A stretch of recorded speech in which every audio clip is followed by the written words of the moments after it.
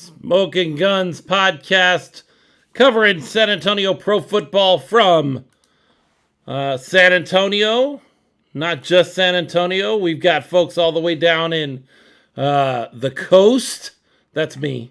I'm all the way down here at the coast, but our other two folks are tried and true San Antonio and stuck there. I would say stuck there. It's summer.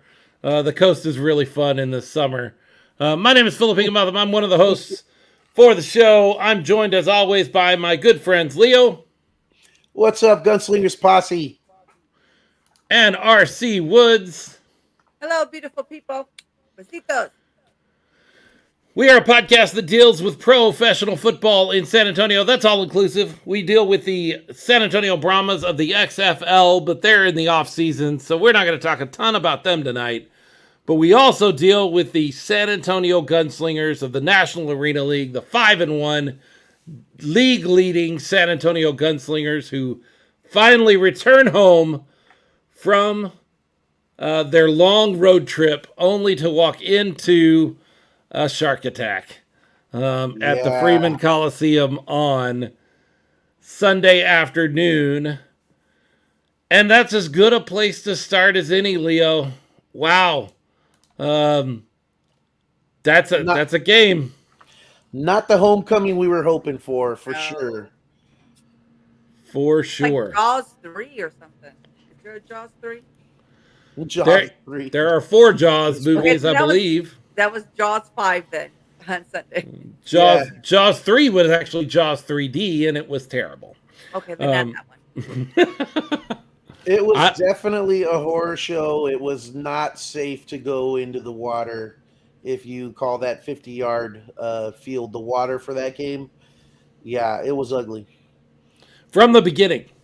Yeah. From the start, it started rough, and it got, from the kickoff, the Gunslingers just were not up to the task. The Sharks came to play, and maybe that's the best place to start.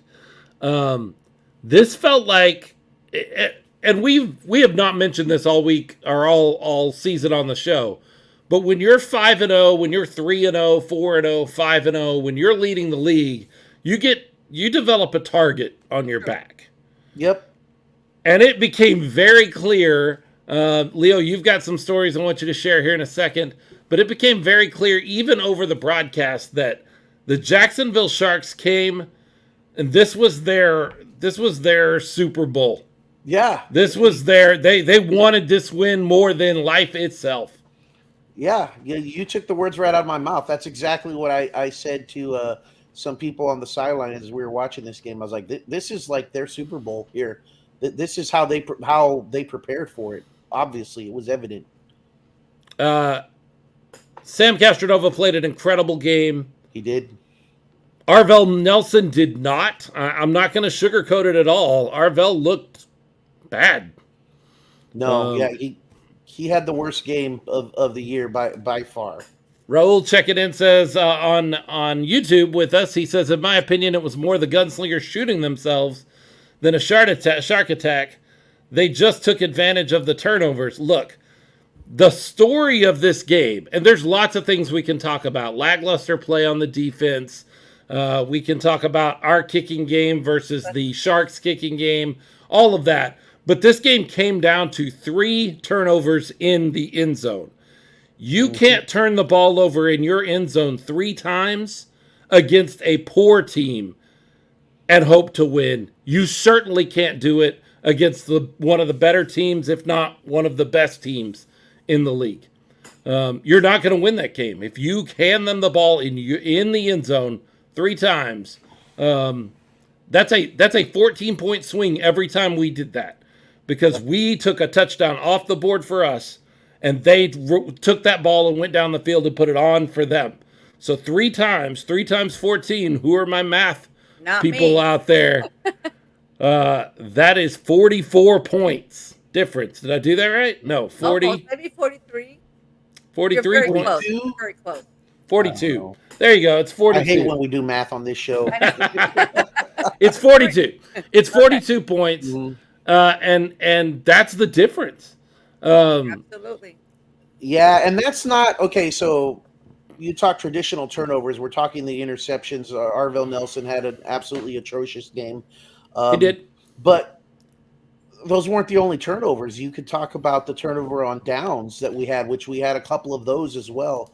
which Um, I'm surprised I haven't gotten chided in the comments yet. Ralph Judkins is there, and he counts turnovers on downs as turnovers in this they are. league. It is the same thing.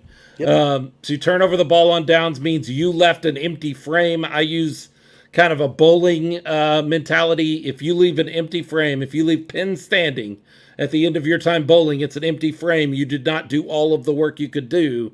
If you leave a possession without scoring any points, that's an empty frame. And in this particular version of football, empty frames will kill you.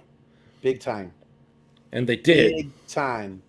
And it's even magnified when it's against a good team like the Sharks are, Yeah. and especially when that good team comes in to your home arena really really wanting to make a statement badly.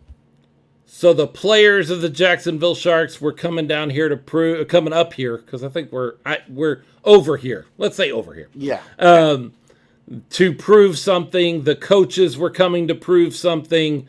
Everybody. Maybe even the H2O distribution specialist for the Sharks needed to prove something, right, Leo? They're Bobby Boucher, I guess.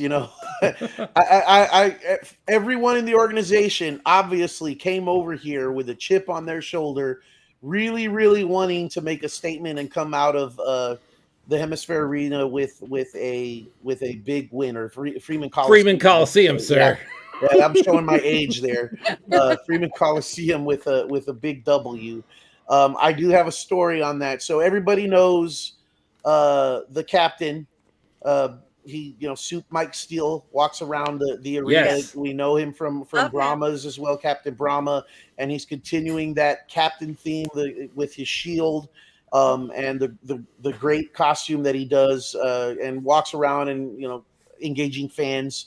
And then we also have the Gunslingers bandit Rick Vela, who walks around with him, and he's got the bandana, hood, mask, and the serape with the Texas logo and red, Yes. white, and blue. And awesome, man. He's been at the watch parties.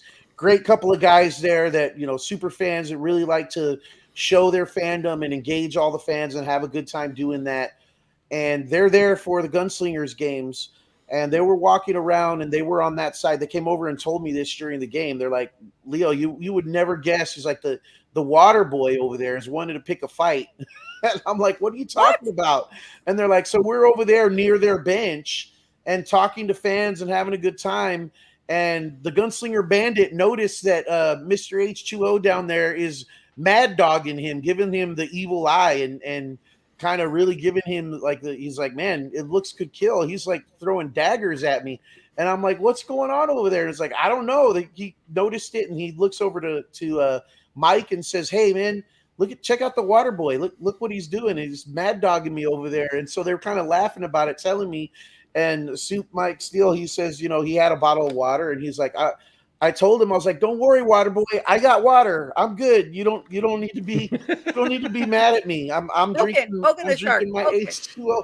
And so at that point, I looked at the Gunslinger Bandit, and I was like, well, that must be what it is, man. You have your mouth covered, and there's no way for you to hydrate during the game, and he's upset with you because you're not getting the water you need while you're making your rounds around the Coliseum. So he lifts up the bandana piece, and there's a mask below that, but there is a mouth hole.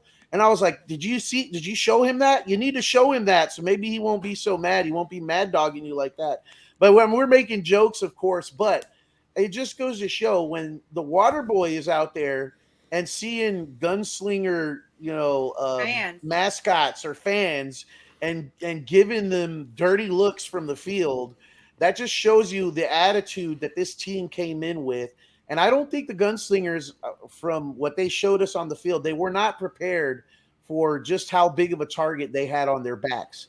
Just how much this team came in, this organization from top to bottom, apparently, came in wanting to make a statement and really put the Gunslingers down or put them in their place, I guess you could say. And they did that. They came in and made a statement. The Gunslingers were not ready for what hit them. And yeah, it was an ugly game if you were a Gunslingers fan. Well, I think with the 5-0 record, you're always going to have a target on your back. I mean, everybody wants to beat the best. For sure. And they came Yep. with that attitude, and they showed up, you know? Well, and what other team in the NAL has the target on their back? Usually it's your championship team, right? Our team. The team that won the championship last year is the one everybody's gunning for. Well, not this year. Not this Albany is a mess. They're Fell not apart. going to win another game for the rest of the season. They Not the way lost things are another going. coach. They have let go of their coach. Maybe. We don't even know anymore. We can't even tell what's coming out of Albany. So it's not Albany that has the target on their back anymore. And that, I think, shifted over to San Antonio because they're like, San Antonio is winning, but they're only winning by 1 or 2. We've talked about that and all of the issues around that. And we'll talk more about that because that was a cluster this week, too. AB was supposed to play and that's then ridiculous. didn't play because he doesn't have his physical done. But the commissioner of the league, the commissioner, Chris Siegfried, who, by the way, is planning on being on this show next week on June 5th, we have confirmed. Now, things can change in a week. It happens. But right now, Commissioner Siegfried is planning on being on this show, the Smoking Guns podcast next week, and we will have some time with him. The commissioner came out before the game ever started, and said his physical is not an issue. If he wants to play, he's an owner in this league, and he can play. But AB hid behind this, my physical isn't done. I even saw an interview where he said, I can't go by different rules than the rest of the players. That's not right. So I need to have my paperwork taken care of. You had 2 weeks. You announced that you were going to play in this game 2 weeks ago. You could have done your physical. So even that whole I'm no better than any other player shtick is ridiculous. AB has ruined the Albany Empire. And so they can't be the ones with the target on their back. That just kind of shifted over to us. Yeah, I mean, Gunslingers right now, or not right now, but going into this game looking like the class of the NAL, being undefeated. And like you said, all the talk about the close games and everything, and Jacksonville, being a good good team themselves, and also having made some improvements. Definitely wanted to come in and make their statement, and boy, did they! Remember that Sam Castronova was on the Albany Empire team that we beat. Yeah. Yep. At the end, by 1 point at the last second of that game up in Albany. Yep. He had something to prove in this game. He's also with a new team and wanted to prove that is a big deal. And the other thing I want to say is that isn't going to stop. No. Like, we're not going to stop getting everybody's best swing because the rest of our schedule are teams that need desperately a win. Orlando, West Texas, Albany, Orlando, Carolina, which will be gunning for that top spot by that point, and Fayetteville. Every single one of those teams is still going to be coming with their best shot. That doesn't go away just because, we took a loss. Okay, No. We're just like everybody else now. We're fallible too. The rest of the league doesn't see it that way. They see San Antonio still sitting on top of the mountain, and we all played in the schoolyard, King of the Mountain. When you're standing on top of the mountain, everybody's coming for you. And that's where we are right now. And we continue to be there. We took one bad loss, but it's one loss. I've seen folks dropping the San Antonio Gunslingers all the way down to 3rd in their power rankings today because of this one loss. Man, it's one loss. It was a bad loss, Right. but it was one loss. The Gunslingers, I just read you the schedule. Orlando should be a win. They do have, we're going to get into this later, but they do have a new quarterback and a guy that has something to prove against San Antonio. When they come in on Sunday, Jonathan Bain is going to be taking snaps for the Orlando Predators, and don't think he doesn't want to prove that we made a mistake by letting him go. at the beginning of the season. You've got Orlando coming in, West Texas, and Albany. Those are our next 3 home games. All of those teams are teams that we should beat. I'm not saying we will. I'm saying we should beat all 3 of those teams. Then we go out to Orlando. We will have to see by week 13 what they look like because they do have Jonathan Bain. They have picked up a lot of these players out of Albany. Darius Prince, although I heard a rumor today, this is all rumor. I have no confirmation on this, that Darius Prince may have made a social media post that sounded like he was leaving Orlando. One of those thanks for the great times. It's been wonderful to represent the city of Orlando kind of moments, but nothing really backing that up. So keep an eye on that if you know where to look and see if he continues to remain in Orlando. So we go out to Orlando on week 13. That's a game we should win. The big game, the one that everybody should point to already, is week 15. As we go out to the Carolina Cobras, we go out to Greensboro, Carolina, to take on the Cobras. The Cobras are a good team. Yes, They're a really, really, really good team. And we played them in the first game of the season when they didn't really know who they were, and we didn't really know who we were. Everybody was just feeling things out.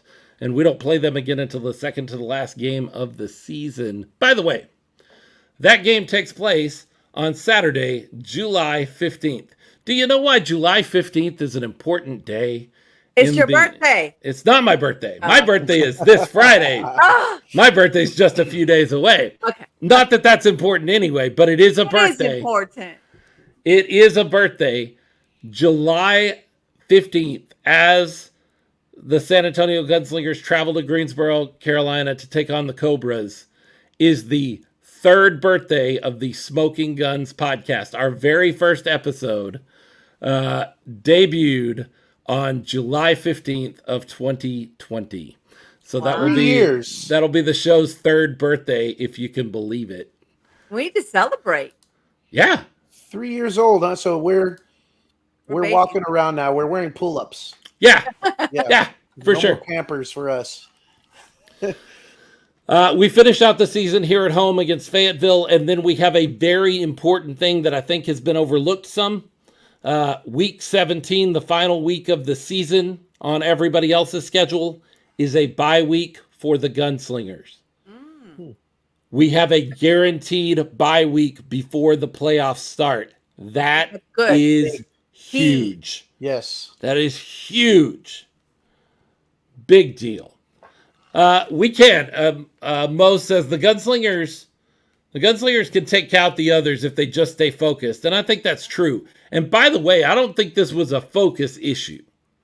Or do you? Leo, you disagree? I think it was part of it. I think, you're going to have a bad game. This was a bad game. You're going to take a loss at some point. You're not going to go undefeated a whole season. You're not. Get that loss out of the way. Learn from it. I think it was a wake-up call.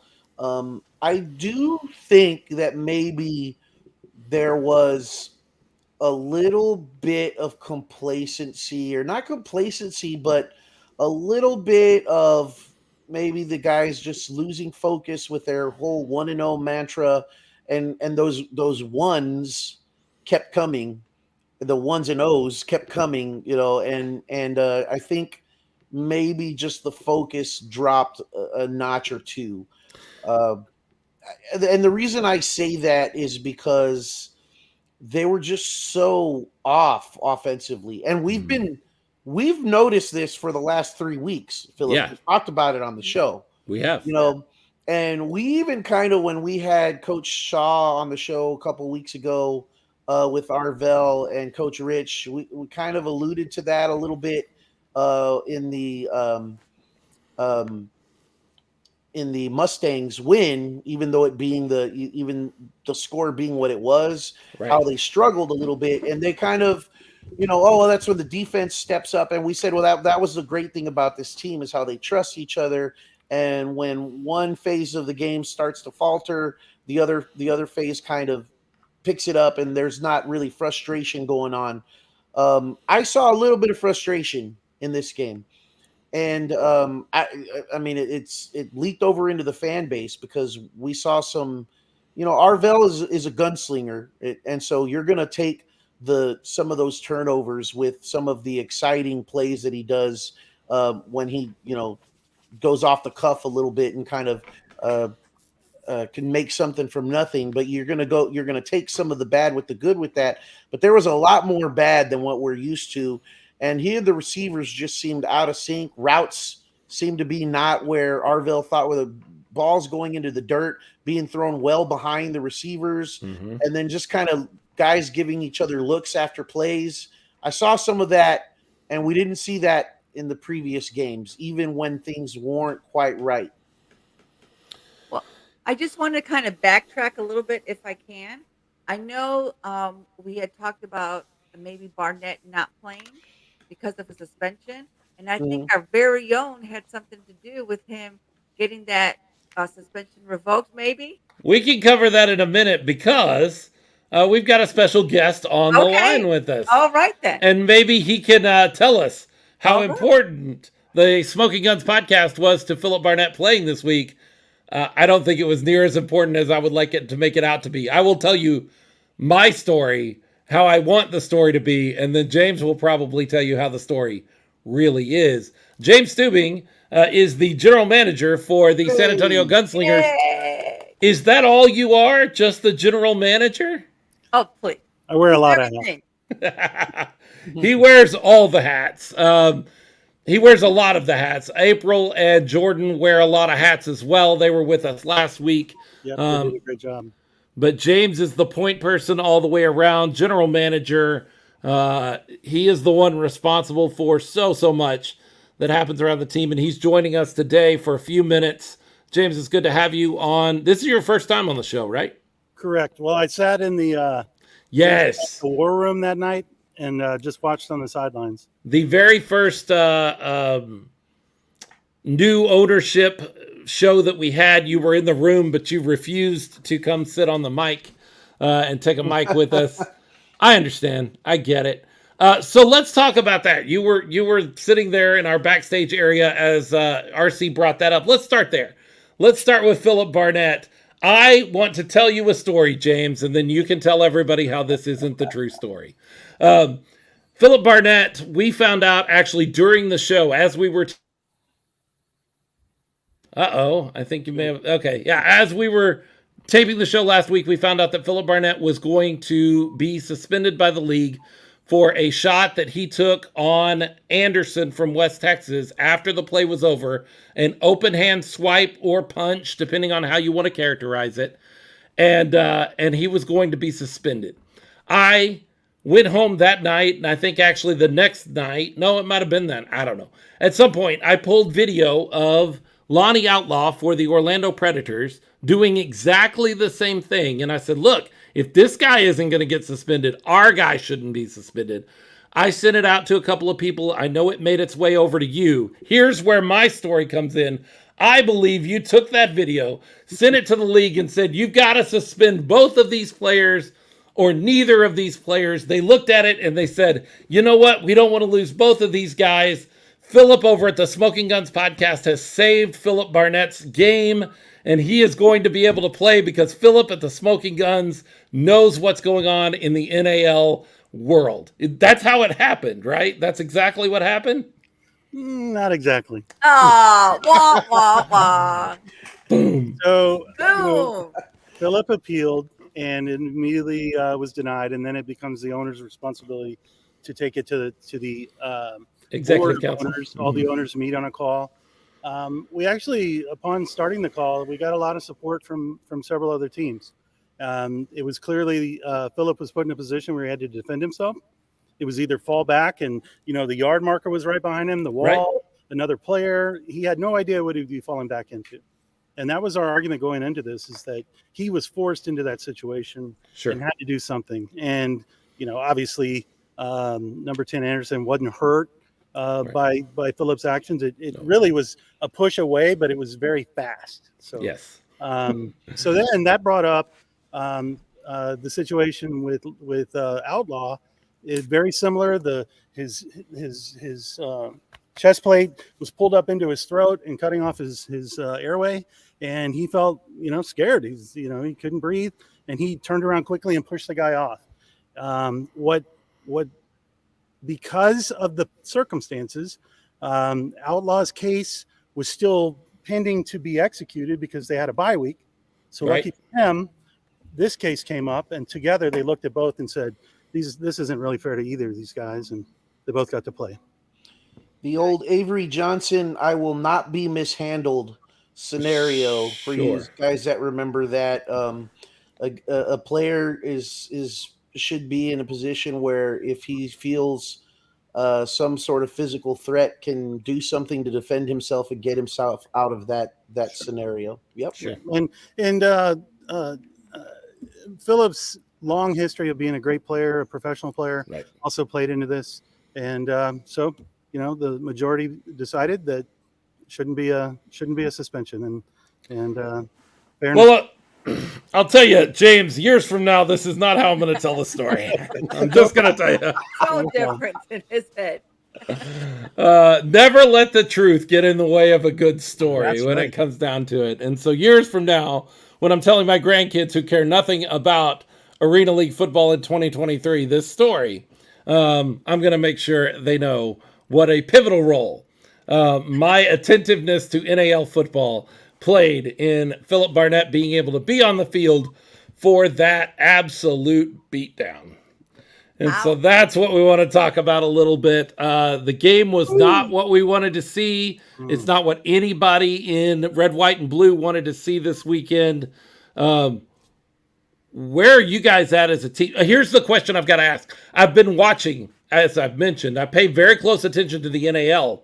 And I see one team in the NAL, every time they lose a game, they make sure they clean house and fire their head coach.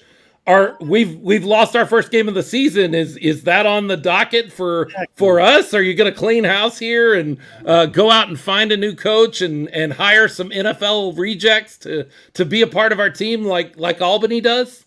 No, that's not us. Okay, we're good. We got good to know. Fantastic coach. Different. We're professional. Yeah. All joking aside, what is the feeling right now around the Gunslingers? I mean, this hurt. This one hurt. Yeah. We got humbled. We went into this not really with our head in the right place. I'm glad it happened now and not towards the end of the season. It's time to really, dig in and pull out that fight that we need to have in order to take on these teams.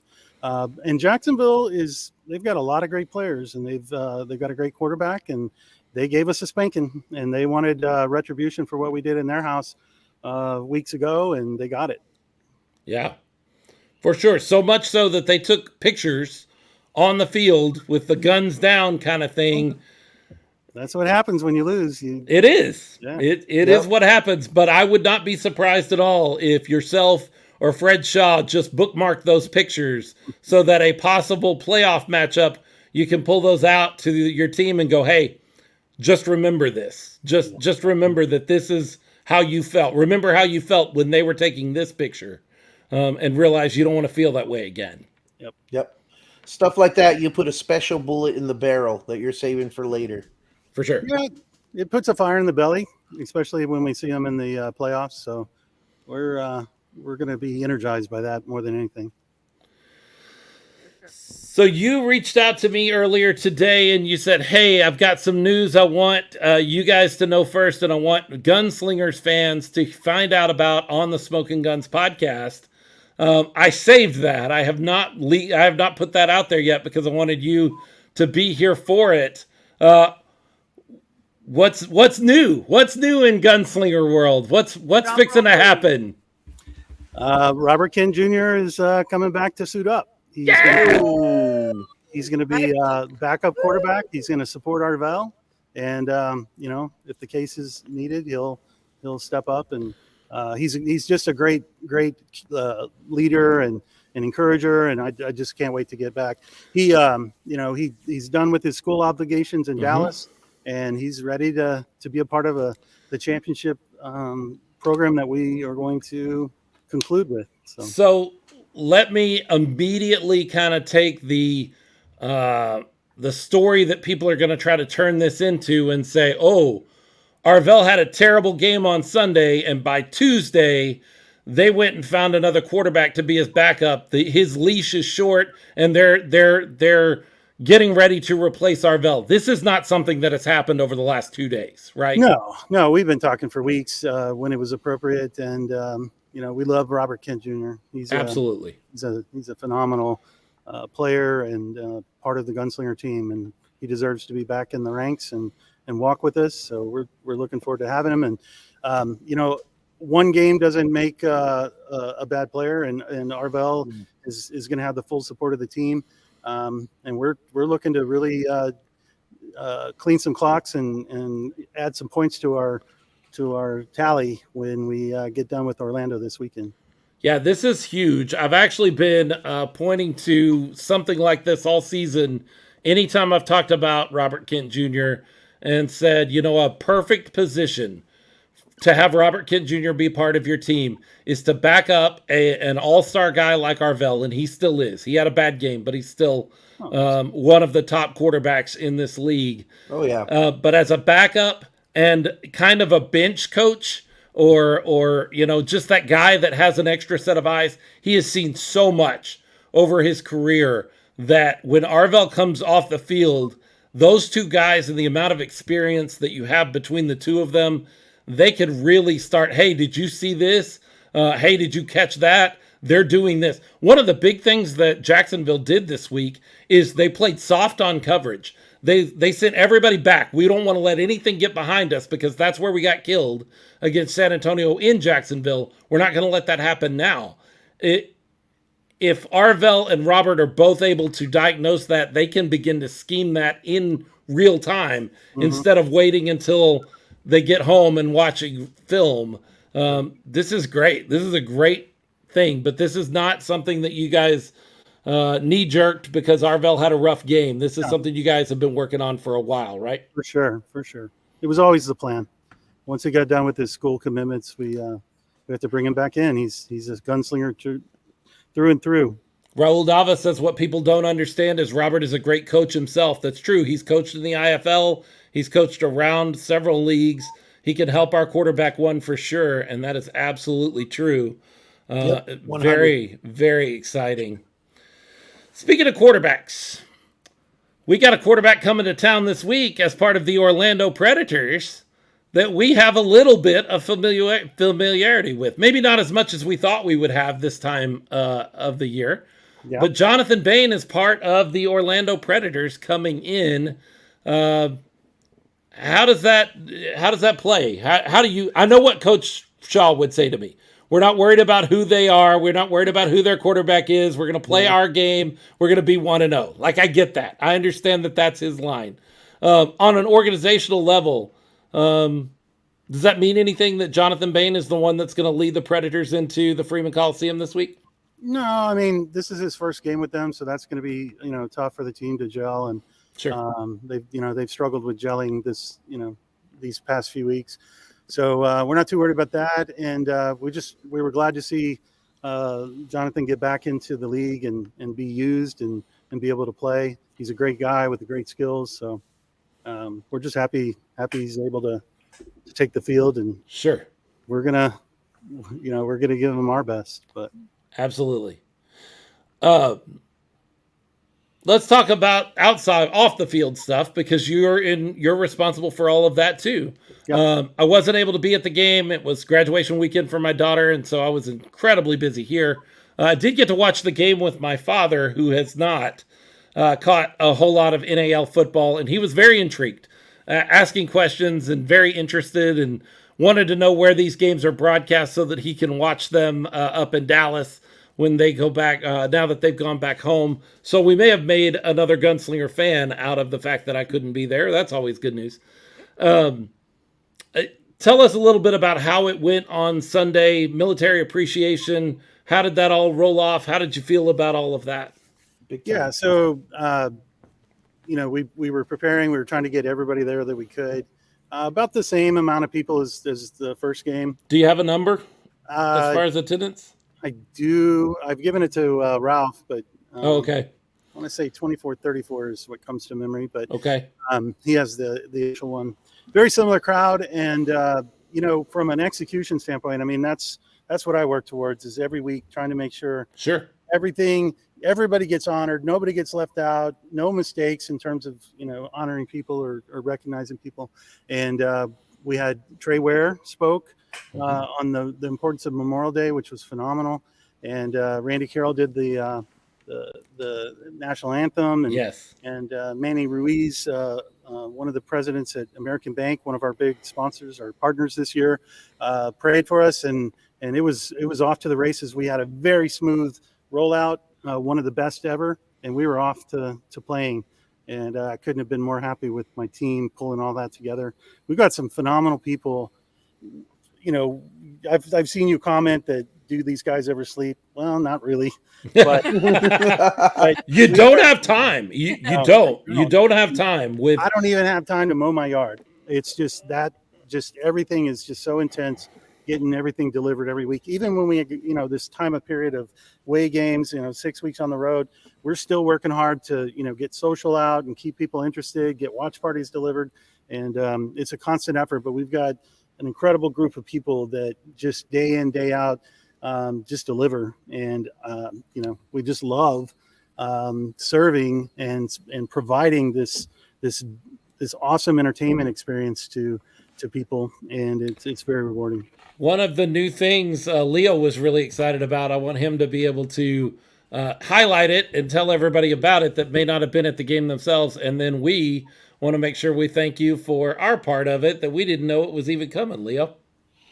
Yeah. So first of all, James, definitely want to say congratulate you and the team and say thank you for all the effort that you guys and work you put into all of this.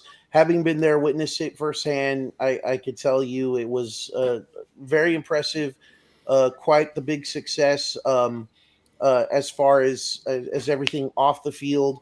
I know of one military family of 6 that were there, first time at a game, enjoyed it, assured us they were going to be coming back because despite the outcome of the team, they felt bad. They said maybe we jinxed the team. They were 5-0 until we showed up. I've And heard we that. said no, that's not the case. So they said, oh, we'll be back because we had a great time, and they were appreciative of the military appreciation event that you guys put together, and something I had never seen before. And I know Jacqueline Bridges, I believe is her last name. She was down near where I was, and is ex-Army, and was surprised when the 6 shooters came around and handed her the little envelope, and she opened up, brought her to. I stand there, and I hope she doesn't get mad at me for saying this.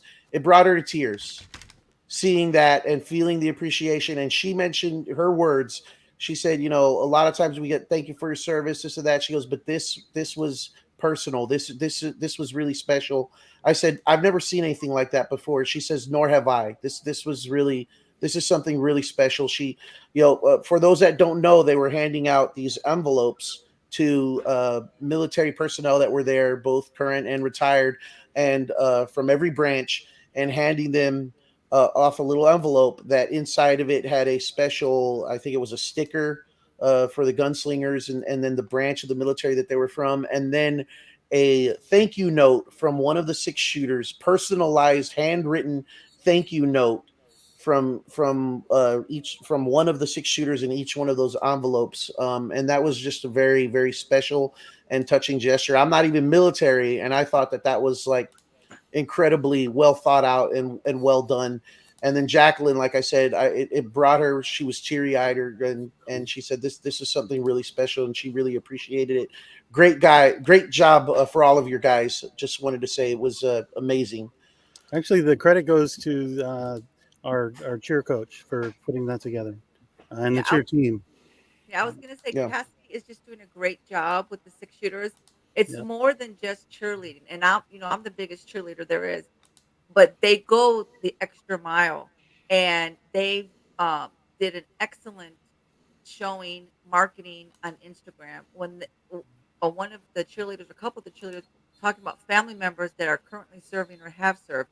I mean, I could watch that without tearing up. And so I want to say thank you personally because you really, it's not just a football team. It's not just a cheerleading squad. You're like family and you're really are connecting with the community. And that is beyond thankful and grateful. And thank you for everything that you're doing. You really are. It's just, Yeah, it's really more than just a team. it's a community for sure. Mhm. And going beyond that, and also in the picture, and this is what Philip was talking about. You see the military appreciation game program, which this is new to Gunslingers games, and I kind of heard the story behind that, where we saw a program at one of the away games, and it was kind of a like, well, hold my beer type attitude, where we're gonna show them what a real game program can be done when you do it, when you really go all out on it. So here's I've got mine that I got from the game. Several pages here with Full color all the way yeah, through. full Yep. Like that's color not throughout, cheap. poster in the middle. There's Coach Shaw there and the players. There's a player story on Arvell Nelson, and then a six shooters. You got the six shooters featured, and a six shooter story here for Miss Madison, which is really cool. And as we were flipping through this, Dolores was looking at it, Lolis was looking at it, and she was really impressed. And then she stops and she's like, "Oh!" And I'm like, "What's going on?" And she pulls up this page and shows it to me right here. And unbeknownst to us, there's a little spot for the podcast here with some pictures of all of us, and she's on there on the picture with me, which I'm really grateful you guys did that, because nobody wants to look at a picture of me by myself. So but again, you guys have always really shown a lot of support for what we're doing here in the podcast and doing stuff like that, and it doesn't go unnoticed. Again, we're our logo on the back where you have some media partners, and it was just really cool to see that. And great job on Thank you. the program just all together. But then just to have the podcast in there was a really nice surprise. So thank you guys very much for recognizing us on that. You bet. We I would feel the also like love, to and point we hope out. you feel the love. I would like to also point out that if you notice the picture that of me that appeared there in the program, my beard has actually gotten shorter and darker somehow. That's natural. That it got less gray somehow. Just so you know. Ralph Judkins checking in on YouTube says yes, attendance was 2434. That's a number that is what it is.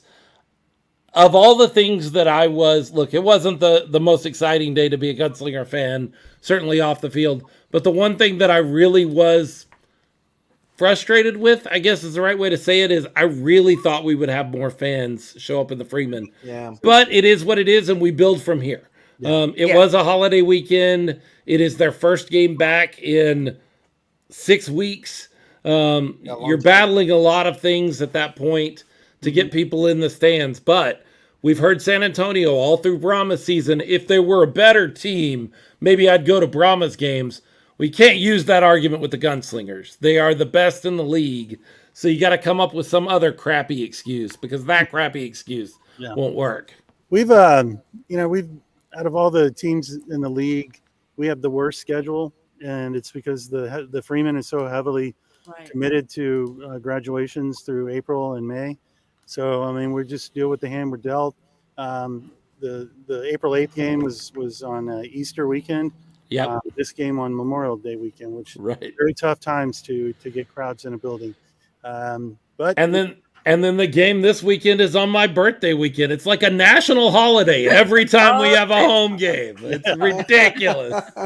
So, not sure what to do about that, except for just really work hard and stay engaged and keep our audience with fresh content. And to that end, you've been connecting with a lot of new media partners. I know KSAT has recently jumped on as a media partner. Obviously, you've got your spectacular relationship with Texas Sports Productions and their group. Chris Dool was part of the in-stadium announcing, crew. I don't know what you guys are calling him. And I don't know if he's going to be back. Is he going to be back beyond this game? Yeah. So, we've been working this whole season to get him up in the PA. Yeah. And our hype man, Marcus, Marcus Floyd, he wasn't able to make this game, so we put Okay. him on the field, and he did a fantastic job. And then we've got a lot of talent that is connected with us. Trey Ware, Randy Carroll, Chris Duell, and we just really appreciate how much they love what we do, and they want to be a part of it. So we've been blessed with our media buyer, Sandra Avant with Media Sheriff, has worked tirelessly to connect with all of the big stations, Alpha Media, KTSA, tongue-tied here, KSAT, Clear Channel.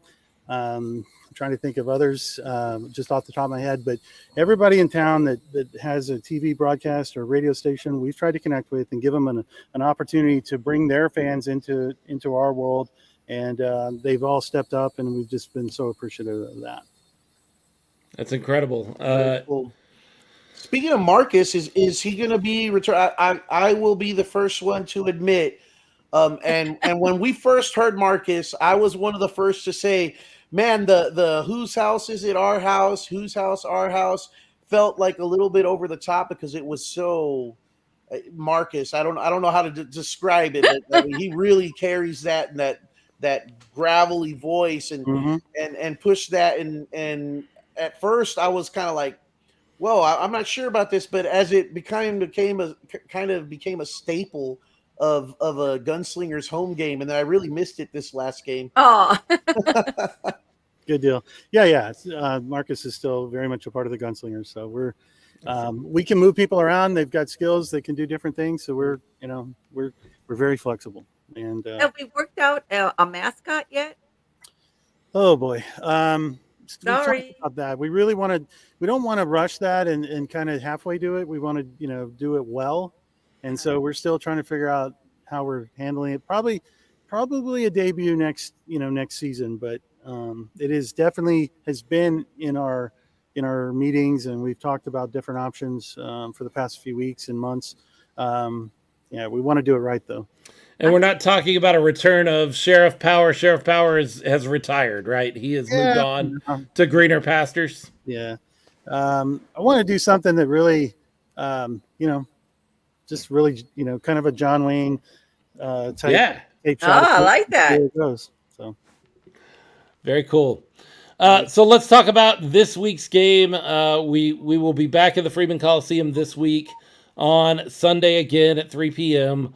What's on tap for this week? You guys are always so great about making each game unique and special. What have you guys lined up so far? Yeah, we don't want to do the same old, repeat any kind of things. We've got boomsticks that we're ordering, and hopefully they get here in time. But lots of noise that can come out of that. We sold out of our Super Bells, so we're going to be making more of those. Excellent. He's got a limited edition, 2 of a kind. There we Nice. go. Love it. Very cool. And we'll get more of those available. What else do we have? We've got we're going to have a musical, a band playing. Okay. Before and after. A local band that is known kind of in the Lavernia area. It used to be known as Quarantine. I know those guys. They've rebranded, and we're bringing them in. I wonder why they rebranded. I wonder if quarantine started to mean something that they no longer wanted to be connected with. I guess so. But, we're excited about having them, and just some new fun and games. Different things that we can do to keep it interesting and fun, and everyone have a blast. Well, James, I really want to thank you for popping on. I know you're not feeling great. You texted me about an hour ago and said, "Hey, can I do next week?" Well, obviously, next week we hope to have the commissioner on. I haven't gotten a confirmation yet, but that's the plan. And so I was like, I wouldn't bump you for a whole lot of people, but the commissioner is somebody, and so you said, I'll push through. We don't want to keep you too long, but I do want to say thank you for everything that you and your crew do to make this a reality. We know, because we've been around, how close this thing was to not being a thing anymore until you guys were able to step in and be a part of that. Not anything that the previous ownership could have handled or could have done differently. They just didn't have the resources that you guys have are able to have at your disposal. And you've really taken it and kicked it into a completely new gear. They had a great idea, and you guys have just kind of turbocharged that idea and made it that much more. Could not have happened without both of you, but both sets of ownership groups, really. Sure, no, absolutely. And it's the hardest I've ever worked in my whole life. I bet. No, For a continuous doubt. I bet. But it's so rewarding and so much fun to get to know the players and the fans and you guys. Thank you for being here. I'm glad that that person came to y'all and put you together and started this so long ago, and that you guys are here to support us and walk with us. We're happy to get you guys mentions and draw some attention to your program so that others can enjoy the quality content that you guys deliver week after week. So thank you for everything you guys do. We love I love that around the Dasher boards you've got a Smoking Guns podcast. I think you have one or two of our logo around the Dasher board. I noticed also you have a Higginbotham Dasher board, one specifically for me. I think that's a little overkill. That's a little much. I appreciate it. Thank you. Sure. But gee, that seems like a little much. No, Higginbotham Insurance Group, which is another part. No relation, or if they are a relation, I want to connect with them because they have a lot more resources than I do, and I would love to be a part of that. But they're another. Are they related to Phil? No. If they want to be, they can be. Like, I'm not going to say no, but no, they're not related. But it was kind of cool. We were watching, again, with my dad, and my kids were in the room, and they panned across, the on-field camera, panned across, and I'm like, oh, look, there's Smoking Guns. Oh, look, that says Higginbotham, because they're right across the end zone from one another. And I was like, that's really cool. So we really do appreciate everything that you and April and Jordan and the rest of your team that goes unnamed but does not work any less than you guys do to make all of this happen week in and week out. Not just home games, but away games are also a whole different set of challenges for you guys to take care of. And we really appreciate everything that you put into Thank you. professional football in San Antonio, James. The mic is always open. Anytime we're doing the show, you have an open invitation to come and spend time with us, along with Jordan and April. And Don, hey, if Don wants to come spend some time on a podcast, Don Rackler, we would absolutely give him time. I don't know that he's much of a podcast guy. No, but I'll see if I can talk him into it. But we would appreciate we appreciate everything you guys do for all of this. Sure. I'm very excited to finally be in the building this Sunday for a game. The last two games have just come at times that did not work well for a 3-hour drive before and after the game. So this one will actually work out. Your presence was missed over there in the end zone. So, Well, I'll be there making some noise this week, Oh, yeah. because that's what this week's all about, is making noise. what's up, baby? Hope His you name is feel James better. Steubing. He is the general manager of the Gunslingers and more. And we really appreciate having him on. Thanks so much, James, for your time. Thank you, guys. Have a good night. Thank you, James. Nice of James to pop on. He was not Yeah. feeling great, and I kind of begged him to still check in with us for a couple of minutes. Nice to have him on. Anything you heard there that was surprising, not what you expected? Man, I just love the way that they're doing this organization. Like, I know they won Organization of the Year last year. If you ask me right now, they're still In the right. they're still Oh yeah, killing it. Like, They're every taking it week they get better. next level. Yep, absolutely. And if I were to say anything to San Antonio, it's you're missing out. Like 24-34 is not acceptable. San Antonio. That's not on James. That's not on his crew. That's not on the Gunslingers. That's not on anybody else at this point. San Antonio football fans, what are you doing, man? Get out to the Freeman Coliseum and be a part of this. Yeah, I mean they put so much effort into the production of this and just making things available to fans. The free hats that we didn't even talk about yet that they gave away, 500 free hats at the games. Red, white, and blue different hats. They weren't even the same hat. So there's more work that went in that. They had a different logo on them. Right. The production that they had with the motorcycle crew or Yep. chopper crew Mhm. that came in and rode around with the 6-shooters and just everything that James mentioned, and just so much beyond that. The merch table, which we hadn't even talked about, where you went to get the hats and all the new merch, the jerseys, special edition jerseys they do. It seems like almost every game now, something different that you can go and purchase. And the line is just phenomenal. People are lining up to buy it because it's good stuff, because they put their heart and soul into literally everything they do, and that includes the merch. Correct. Thank you, Heidi. Yeah, Heidi Higgins, RC's always recruiting. Mhm. Yes, she is. That's something we love about RC, is she is not going to let an opportunity pass Yeah. by without getting the Gunslingers or the Brahmas or the Smoking Guns podcast out there. Mhm. Even if that rubs people the wrong way. And we have certainly had some people reach out to us and go, hey, can you tell her to cool it? And we're like, no, we're not going to Oh. do that. Yeah. That's not what we do. We're all about building this community around professional football in San Antonio. And RC is better at that than Leo and I have ever dreamed at being. So no, we're not going to tell her to cool it. If you don't like the way we handle our business, if you don't like the way RC handles our business, don't let the door hit you. You don't have to be a part of this community, but we want everybody that loves pro football in San Antonio to be a part of it. I feel like Heidi came out. mom, Sorry.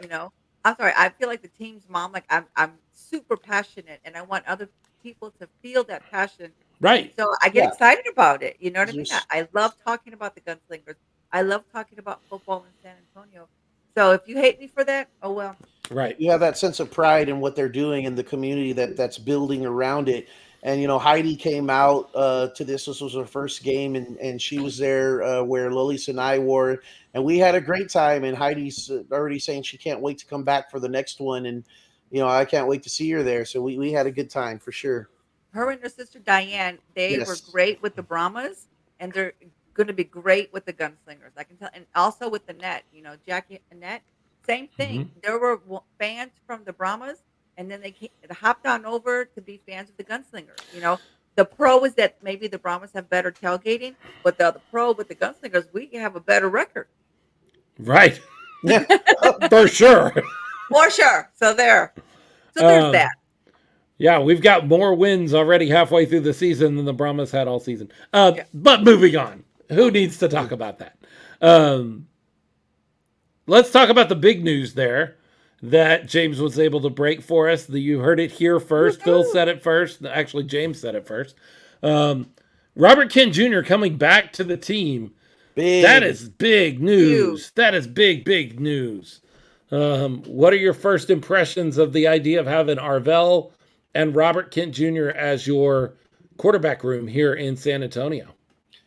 Well, first of all, relief, because Arvell had a bad game, but let's say he were to get hurt, or let's say some guy he's just off, or to the point there's something going on up here that we don't not necessarily know about, and it's a situation where coach would think it's best to pull him and let him take a breather and put someone else out there to relieve him. The Gunslingers didn't really have that. They didn't have an option. No. So and we've kind of wondered, okay, what are we going to do? And I think we've been told before, I don't want to misquote. But it was someone who's not a quarterback would be their backup option to come in and play quarterback. I think maybe it was Nico Thomas. Last year, I know it was Nico Thomas was the guy. Yeah, and nothing against Nico Thomas. He's a great athlete. I love the guy. One of my favorite players on the team. But he's not what you want as your starting quarterback at this point, So or as your quarterback out there running the offense at this point. So it's my first reaction is of relief. Like, yes, we've heard a little bit about this, the plans of this before this. Asked to not really mention it too much because we didn't know which way Robert was going to go. There was a possibility that he was going to retire, and we knew he had his obligations with his job at the school. And now that school's out, he's joining the team, and I'm excited to have him because he's a great leader. He's like another coach on the team, like we've talked about. He has the respect of everyone on that team, and he's definitely going to be a big add. It's nothing but positives here. Huge positive for the team.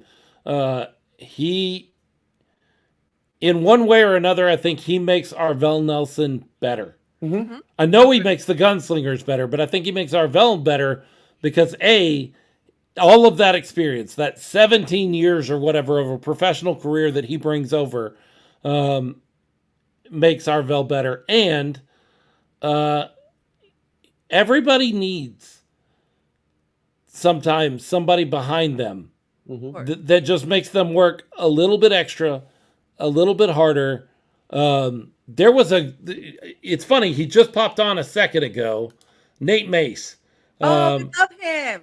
Was listening. I hope he still is, because I'm about to talk about him a little bit. In our first year as an American Arena League team, back in the AAL days when we played in the barn over there at the Rose Palace, we had two quarterbacks to start that season. We had David Olvera and we had Nate Mace. Yes, we did. And those two guys, for the 2 or 3 games they played together, worked really well as a tandem, because when one guy was having a rough time, the other guy could step in, and they always knew the other guy was there, not only to lift them up, but also to push them a little bit. Sure. And when we lost Nate left the Gunslingers, went over to the West Texas Warbirds, another National Arena League team, and got an opportunity to go over there and maybe challenge for the starting position, which he wasn't really listed as our starting quarterback here. David was. It changed the way David played. And David doesn't like me, so if he hears this, he'll probably say that that's not the case.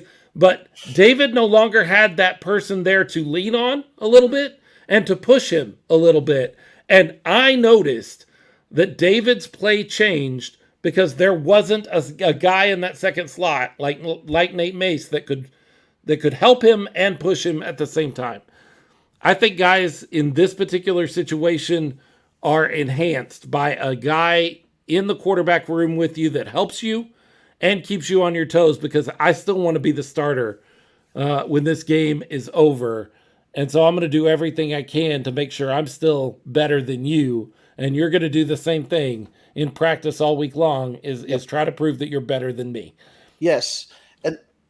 And you're absolutely right. That's where it happens, is at practice. For people that are looking this at a game by game basis, it's not just about the game where one guy's watching from the sideline, the other one's on the field, not wanting to come off the field.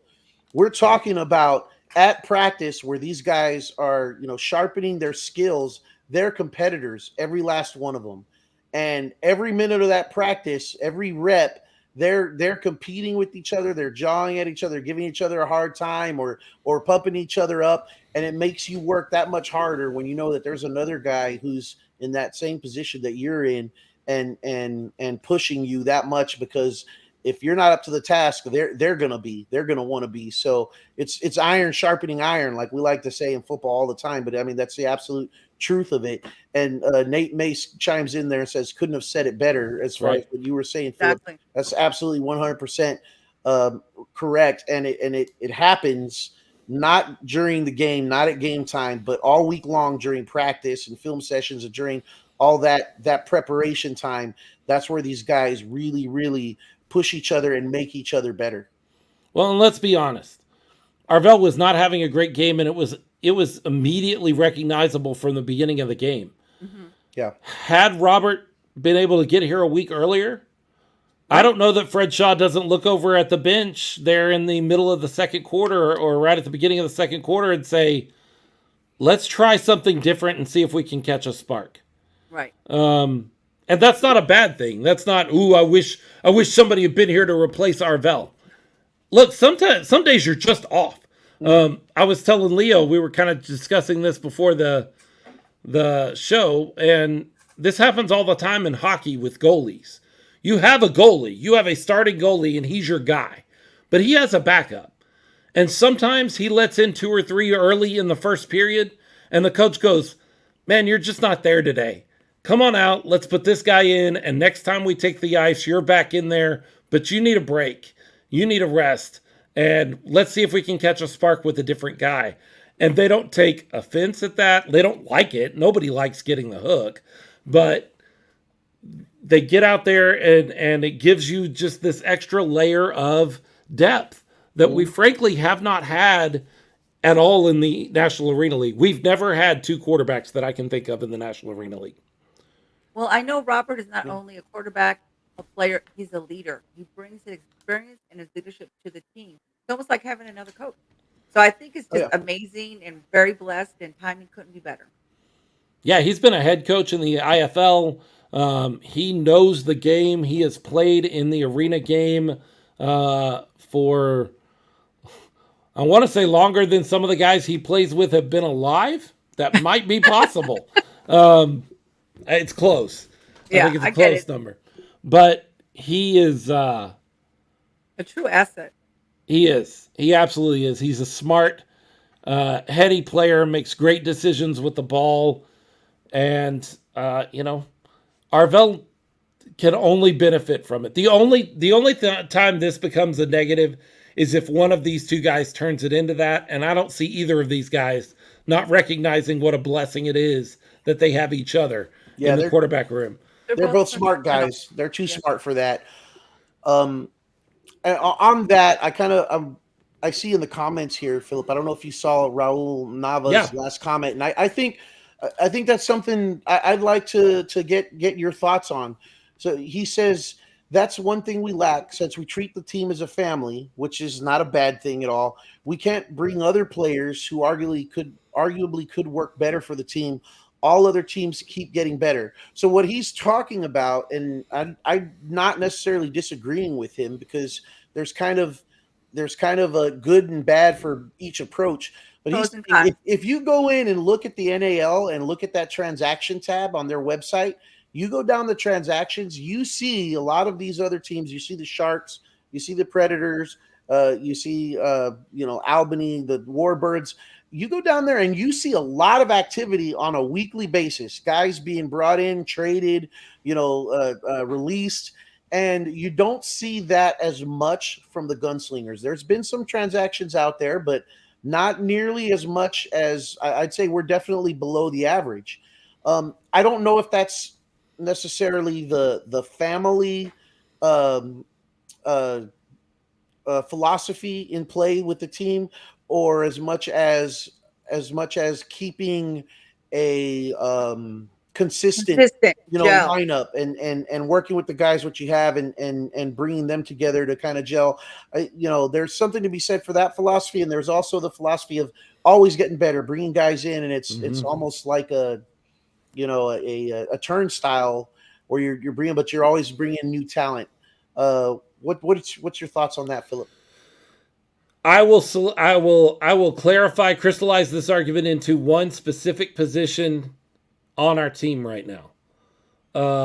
I love Drew Pearson. Mm-hmm. Yep.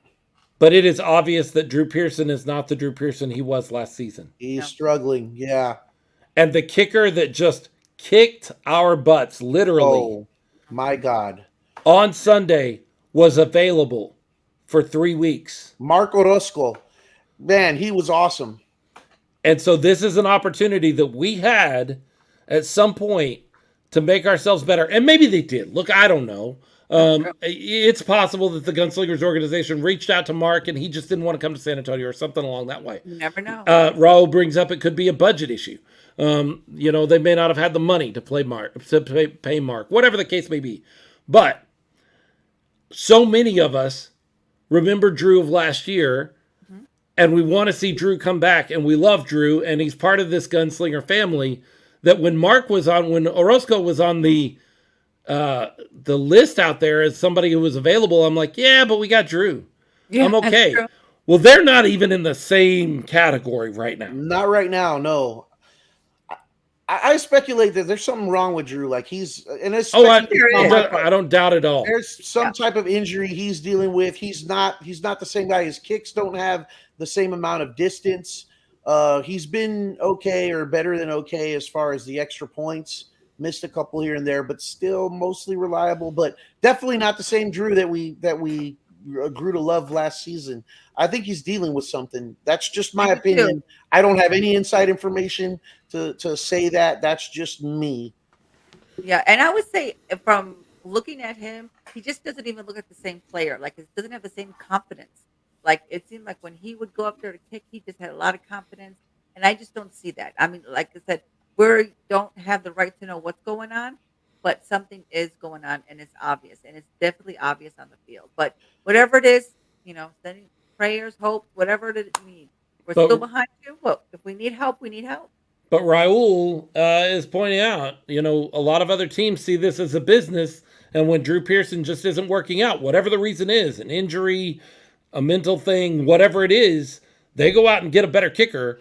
We're not really doing that. We've got guys that we love because they're part of the Gunslinger family, and we don't necessarily look at, is there an opportunity to get Darius Prince out here? We had this whole conversation back when Albany did their fire sale and got rid of a bunch of guys, and I sat here on this show and said, I don't want Nick Hague because it means I have to lose Pierre Turner or Cody Brooks. That's true. And I still feel that way.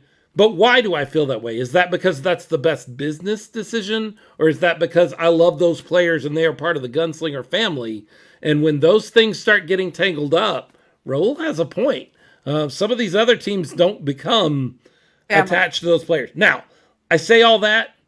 I would rather love our players and be 5-1, which, by the way, we're not talking about we're losing the thread or we're not as good as we could be, because we are. We're the best team in the league still. Right. So let's not get crazy about, the Smoking Guns podcasters saying they need to get rid of Cody Brooks and go get Nick Hague and fire Drew Pearson. That's not what I'm saying.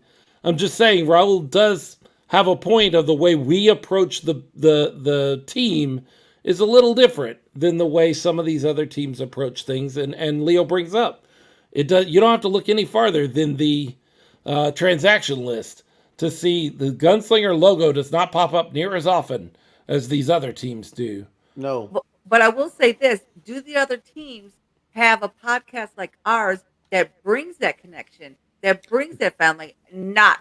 No. So the fans aren't as involved with there is no podcast like ours. None. Nowhere in the country. Were we named number one arena football podcast like a couple months ago?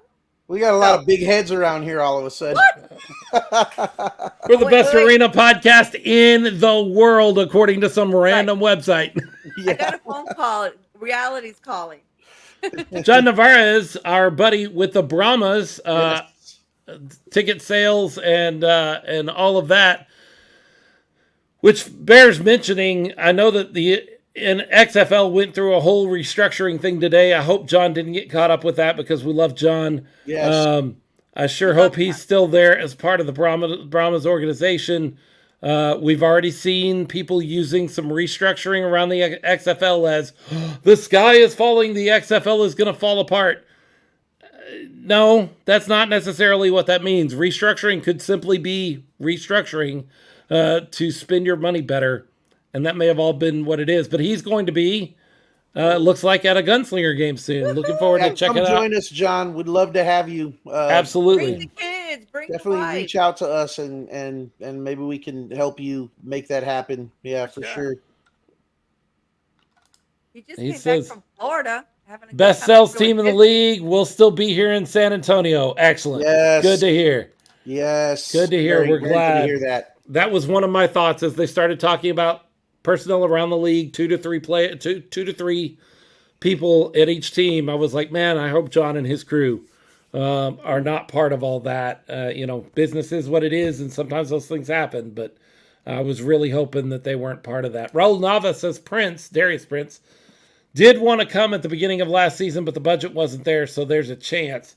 I don't know what's going on with him. Like I say, there was that very ominous sort of social media post I heard about. I haven't even seen it or read it, but somebody told me that he had posted on social media that, a thank you to the Orlando fan base, which sounded very much like a thanks, peace out. sort of moment. So I don't know what's Yeah. going on with Darius Prince. Do you think he Look, might be trying out for the XFL? Because aren't they having like some kind of combine coming up? They've Like, got a couple of those coming up, and or that's maybe entirely that could be, possible. that could be the reason. Yeah. Remember, we first contacted Darius Prince not as a member of the Albany Empire, but as a member of the San Antonio Commanders. San Antonio Commanders. He yeah. has played spring football before, and he is a incredibly athletic and talented player. He is. And look, I'm going to say this. I am 99.999% certain that if there's a chance, the Gunslingers organization is looking into these chances of bringing in talent. We know they have, it's apparent they have a little bit different philosophy as maybe some of these other teams on how they approach their roster and preparation and the way they're approaching the whole season. But that doesn't mean that they're not looking into options to always make the team better. They made it apparent since the end of last season that they had one goal in mind for this year. And if they're not doing everything in their, everything possible in their power to make that goal happen, I'd be extremely surprised. For sure. Yeah, they want the ring. They want the ring. Yeah, everything is in service of hardware, of proving that they're a champion. John Navarre is asking, return of Robert Kent? Yes, sir. Yes. We confirmed that. Heard it here first. We confirmed that right here. Earlier on the show. Robert Kent Jr. will be back in a Gunslinger uniform starting this Sunday. He will be the backup to Arvell Nelson. He will be available if we need him, if the Gunslingers need him. And he'll be helping Arvell put together one of the best offenses. Because look, the offense has not been one of the best offenses in the league the past few weeks. And Leo and I and RC have mentioned that the game in Fayetteville, the game in West Texas were not their best games. They would seem to be struggling a little bit. But you know what? When you're getting the wins, it doesn't become the same kind of desperation of, we need to fix something. It's just like, we're not looking as good as we normally do. Maybe after this particular loss, and it is what it is, they look at it and they go, hey, we need to revolutionize some things. We need to change the way we're doing a couple of things. Maybe we're becoming a little too predictable. John Navarre, that's my guy. We were together with the Texas Revs, MVP. We knew that he came out to, what was it, the championship game. They took a picture together. Yeah, Robert was out there. Robert Kent was out there and took a picture with John. So we knew there was a connection there. That's spectacular. But yes, he'll be back in the building and in a Gunslinger uniform on Sunday. GM of the Gunslingers confirmed that right here on this show just a few minutes ago. So we're very excited about all of that. So when it comes... sorry. I was just going to say, last year when the team had come from away game, and we were at the airport to welcome them, Robert was there with some other players, and then he said, "Hey, RC, you're the one that's going to make us famous, right?" And I was like, "I'm trying." So it's good. It'll be good to see him again. He's a great guy. He is. I know that even at the end of last year, he was very excited about possibly making one more run at it because this team was stacked. He and I had a conversation at the end of year party at the barbecue station as we were loading up on some of that amazing barbecue that Don Rackler brought in to that party. And I said something about, you gonna try one more time? You gonna come out one more time? And he goes, man, it's really up to my wife, but when I look at this team, I want to, because I think we've got what it takes. I think we've got what you need to win a championship. Ralph Judkins still hanging out with us. The return of the Duke. There's a nickname. The Duke. Yep, Duke. The Gunslinger. The Duke. The John Wayne of the Gunslingers. Robert Kent Jr. Well, I'll even let him wear my number. My number 12. Okay. He can wear it. I'll let him wear it. You're so kind.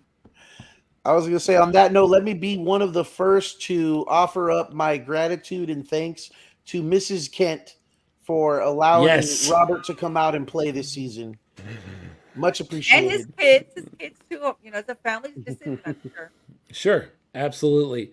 Johnny Salazar, our buddy, hope you're still getting better, bud. We talked about that a couple of weeks ago. I saw your video that you put out about that, and yeah, that's the key, getting better all the time.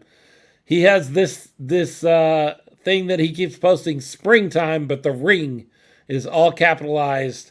It's time to work on getting that championship ring. I agree. It's all in service of getting hardware, getting that championship. And I think these guys are focused on that. So it was a bad loss. Look, I'm not going to sugarcoat it at all. It was bad. It was bad. It was hard to watch. It was bad, but it was one game. One game. One game. I do look. What did we lose by?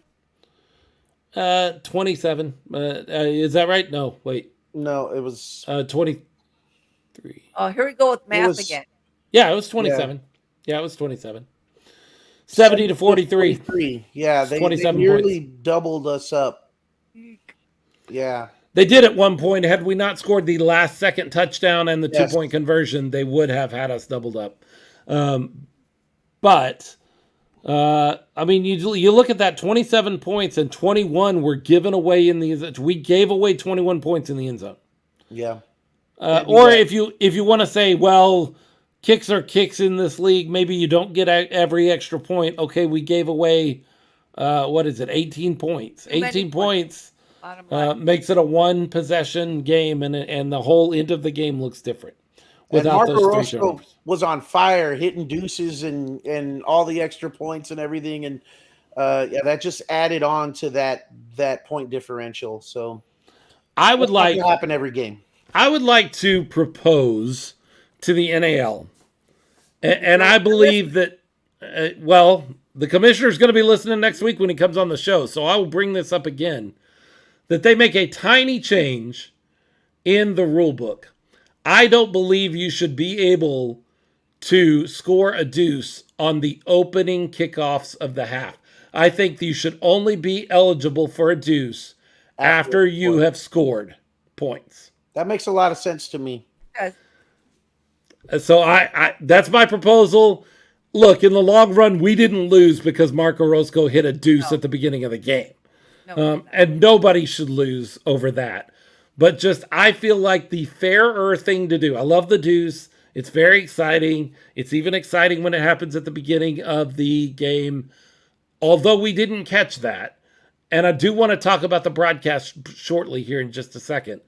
But I just think it makes more sense that you are not eligible to score points when you have not touched the ball on offense. Yep. It just doesn't jive with my brain that you can score points having never touched the ball offensively in that way. You intercept the ball and run back for a pick six. You haven't touched the ball offensively either, but you have. You advance the ball from the point of the interception to the end zone. So you did possess the ball. You were never in possession of the ball when you're kicking off at the beginning of the game and you scored 2 points. That just doesn't, my brain doesn't work that way. You should have to have possessed the ball to score points. Let's talk about the broadcast a little bit. How many of you were watching the broadcast? I was. I was on babysitting duty with my grandbaby. And Leo, you were at the game. Yep. So many of us missed, or so many of you San Antonio Gunslingers fans might have missed a section of the game that was not there. The broadcast did not start until about 7 minutes left. Johnny Salazar brings up a great point. Ralph was great on the call. Ralph and Gabe are great at what they do, and we love having them. But I know a lot of people are asking the question, like, what happened to the broadcast? Well, I will tell you this. The worst thing that could happen to a broadcast team happened because they did the work. Ralph did a 20-minute pregame show and called all 7 or 8 minutes of the missing game that you don't see on YouTube. One button, one setting wasn't set properly. And the first part of that game was not broadcast live, which means all of the work those guys did, they were doing all the work like they normally do. And it just went missing. and we missed that call. That sucks. We've done it before. It happens. We've had it happen to us with this show. We've had it happen with calls before. There is no feeling worse than, gee, we had a really great show, and I get home and the file is corrupted, and we can't do anything with it. Sorry about that, John Navarez. Yeah. John Navarez was on our show at the Fan Fest that I screwed up. It was my fault. I set a setting wrong and we lost the audio. And so if you weren't live at that Fan Fest, you never got to hear that interview, which was great, by the way. We also had Arlington from the X-Fan show. He was there with us. We had a really great show. It was really good. And I set something wrong and we lost the whole dang show. I felt terrible. I still feel terrible about it. Don't get upset with them. They did a great job. You just didn't see it. And once they got that setting set right, the broadcast was spectacular as usual.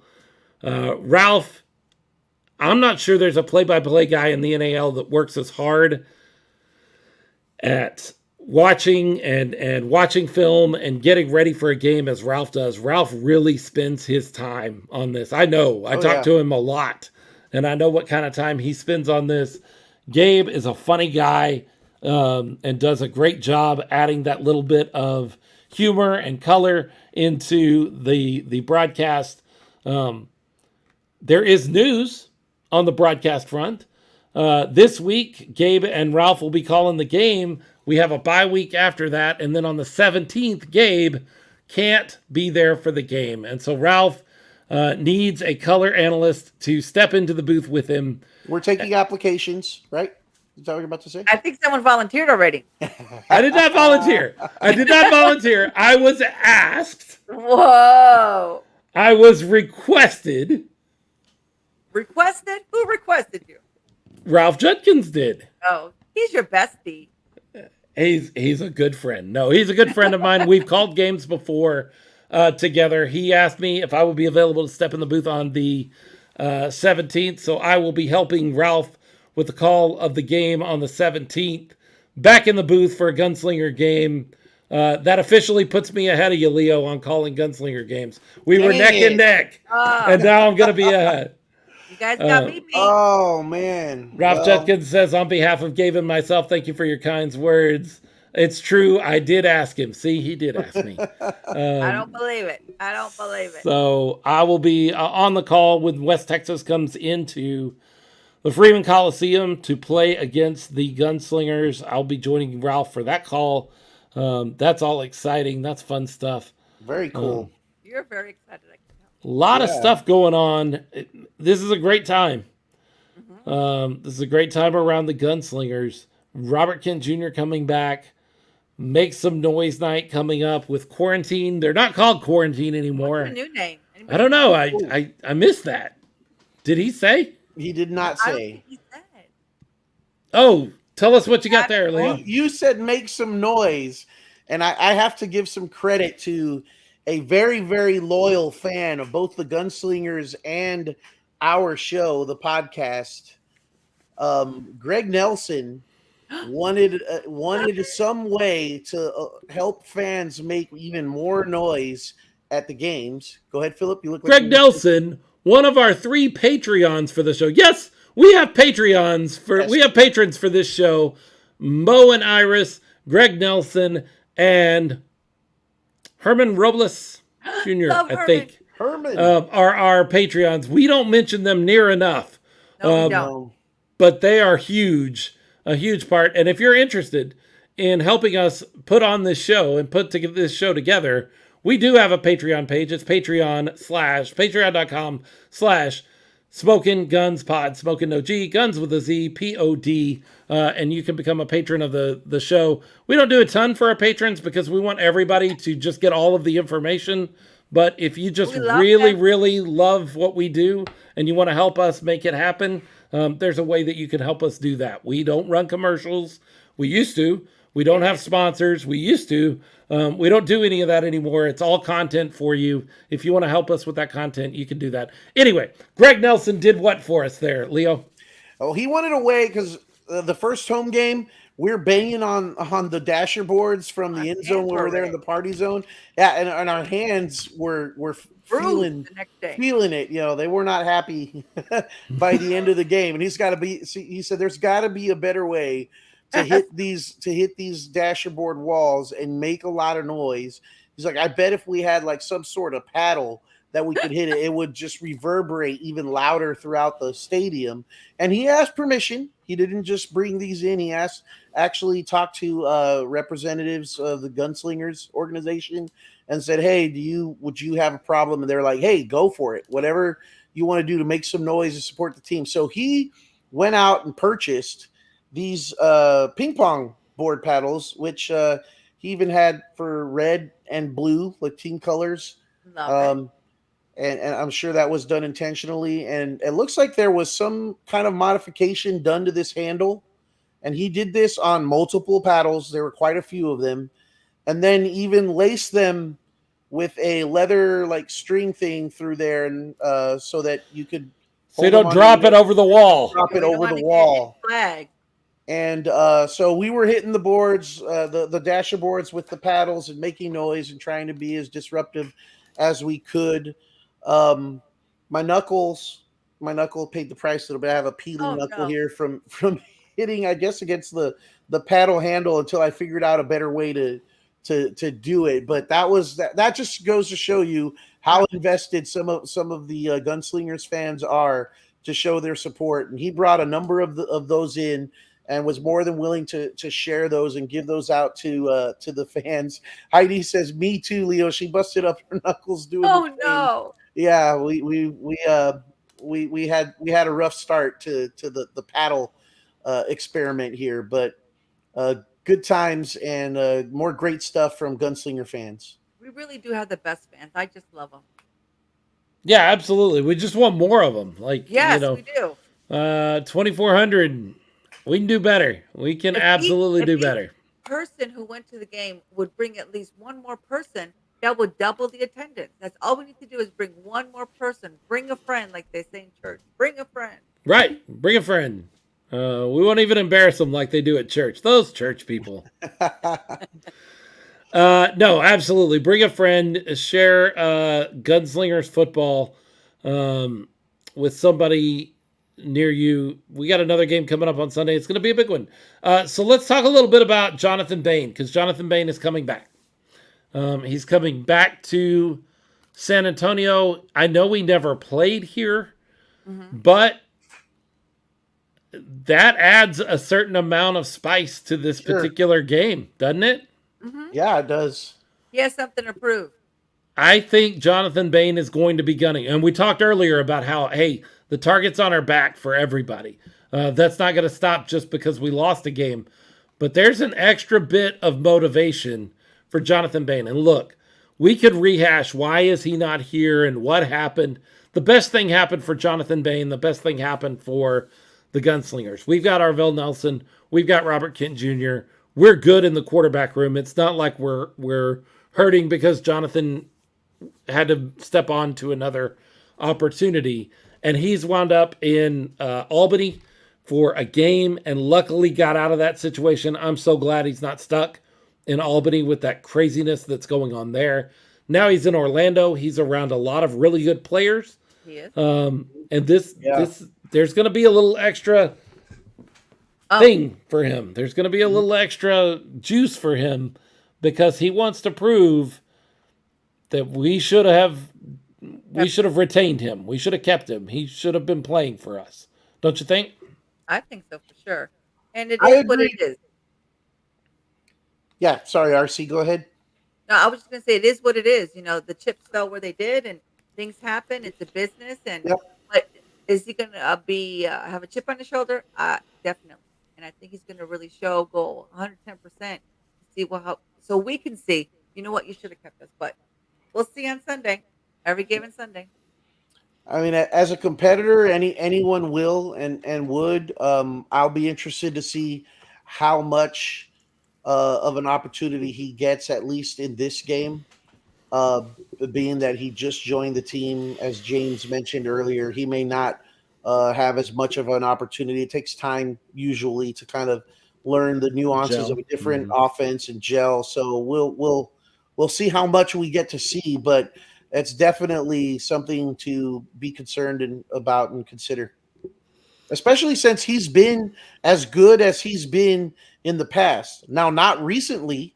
Right. He hasn't been as as good as he's been prior to that, and that was one of the concerns him coming in is his injury history. So not sure if he's 100% coming back from that rough injury he had last season. I guess it was near the end of the season, right? It was definitely mid-season to late season. So, yeah, no, Jonathan Bain has had a terrible calendar year, when it comes to his football career.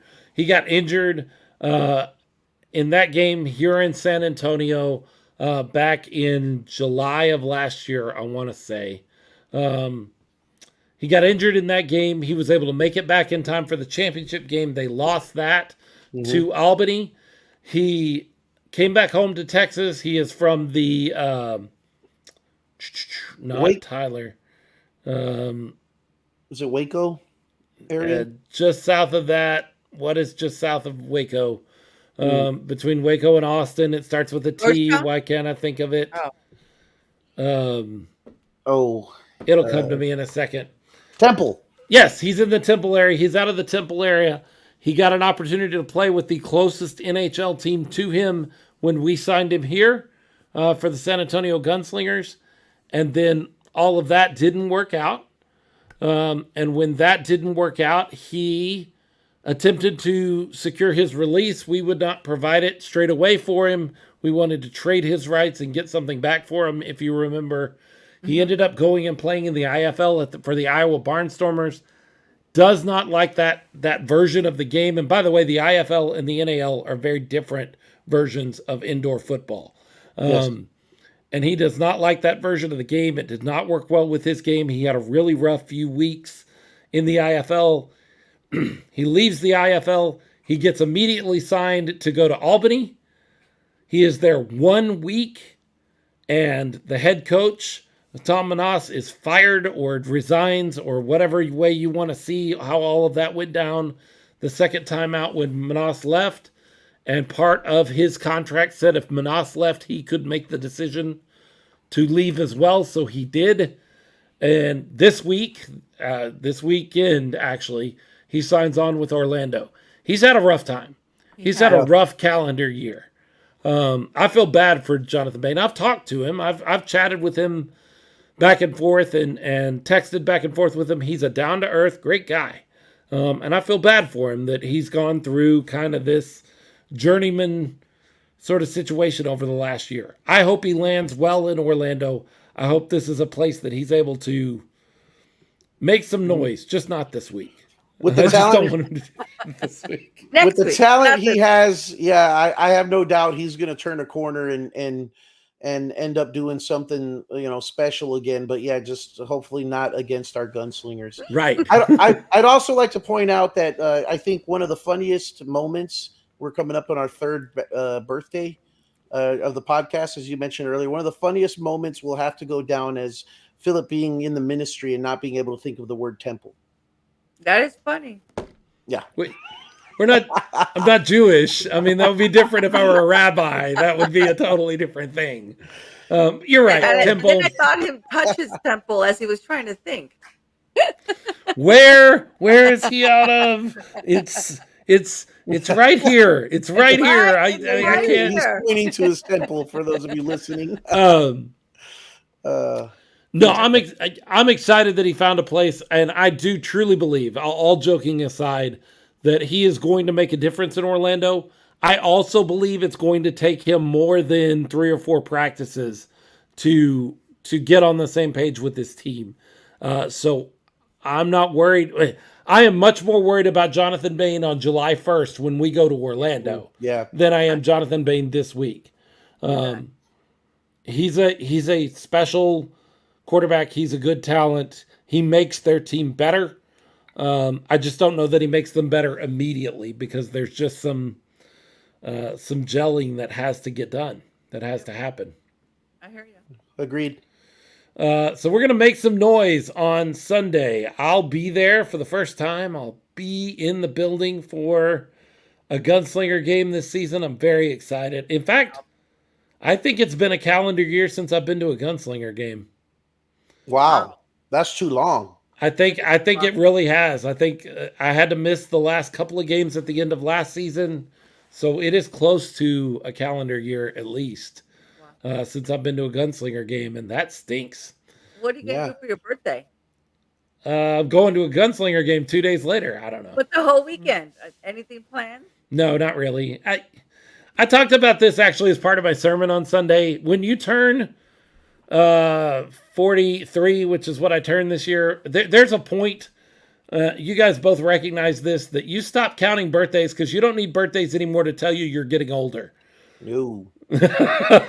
No. You have enough reminders of that. Yeah. Everything about you tells you you're getting older all the time. So I stopped counting birthdays. Like, of course, it's a big deal when I look at the calendar and June gets close. I spent the first 21 years of my life going, oh, I can't wait for June 2nd. But past my 21st birthday, it's just like, well, yeah, it's another year now. Well, Philip, I'll give you a secret. When people ask my age, I say I'm 60, and they're like, wow, you look really good for your age, because I'm really 53. Genius! That is genius. I get a compliment every time. I love that. That's way better than like I'm 29. So yeah, that's never going to work. My father, when I was young, used to tell me he was 19. What? He would tell me he was 19, and I was too young. Like, my dad said it has to be true. Right. And so I would ask him, because you ask as a child, Daddy, how old are you? And he's like, I'm 19. Well, one day our pastor at our church was like, hey, Philip, I was 5. I couldn't have been more than 5 or 6, but I distinctly remember this because I was embarrassed. He was like, Philip, how old is your dad? And with all confidence in the world, because my dad tells me the truth, I was like, he's 19. And they're like, no, that can't be right. He can't be 19. And sure enough, he wasn't. But that's so much better. Tell them you're older. And so they're like, wow, you look great. That's it. From here on out, let's see. I'm not 43. I am 86. There you go. Just double it. You get a discount on the coffee too when you do that. So. For sure. Isn't Robert Kent 42 as well?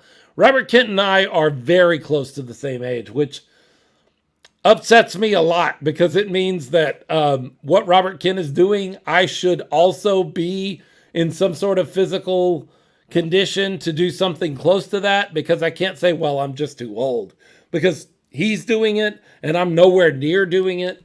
But yes, he and I are right around the same age. I looked that up last year. In fact, I'll look that up now. I remember that. See, yep. But he and I are very close to the same age. Well, you both are leaders, so that's kind of close. Sure. Yeah, it's basically the same thing. I'm a pastor and he's a quarterback. Yeah. Okay, so he was born October 6th of the same year I was born, June 2nd. So I am actually about 4 months, if I do my math right, older than him. Thank you, Ralph, for doing the math there. He says that makes Phil 301 in dog years. Oh, no. Thanck you for that. Yeah, quiz on that. Oh. Thank you for that. I'm looking at Robert Kent Jr.'s career history right now. Okay. It does not include the San Antonio Gunslingers. What? It does include the Tennessee Titans, Montreal Alouettes, Birmingham/Alabama Steel Dogs, Lubbock Renegades, Toronto Argonauts, Lubbock Renegades again, Oklahoma City Yard Dogs, Abilene Rough Riders, Houston Stallions, Corpus Christi Fury, San Antonio Talons, Corpus Christi Fury again, St. Louis Attack, Texas Revolution, Dallas Marshals, Monterey Steel, Massachusetts Pirates. I'm running out of air. I'm not even, well, no, I'm getting close to the end. Richmond Rough Riders, Texas Revolution again, Duke City Gladiators, where he was also a head coach, and the North Texas Bulls. Add on to that the San Antonio Gunslingers. That needs to be updated. That is a lot. Jackson State legend, Johnny Salazar checking in and saying Jackson State legend. That's correct. Same Jackson State that Deion Sanders would make so famous about 20 years later. That is where Robert Kent Jr. played ball. Just a ton of history and a ton of. He started playing professional football in 2004. Think about where you were in 2004. Oh God. That's a while back. I think I just received my master's. That was 19 years ago that he got drafted. 19 years ago. My daughter was a baby. My daughter that's in college was a baby when he started playing football. Yep. Started playing professional football.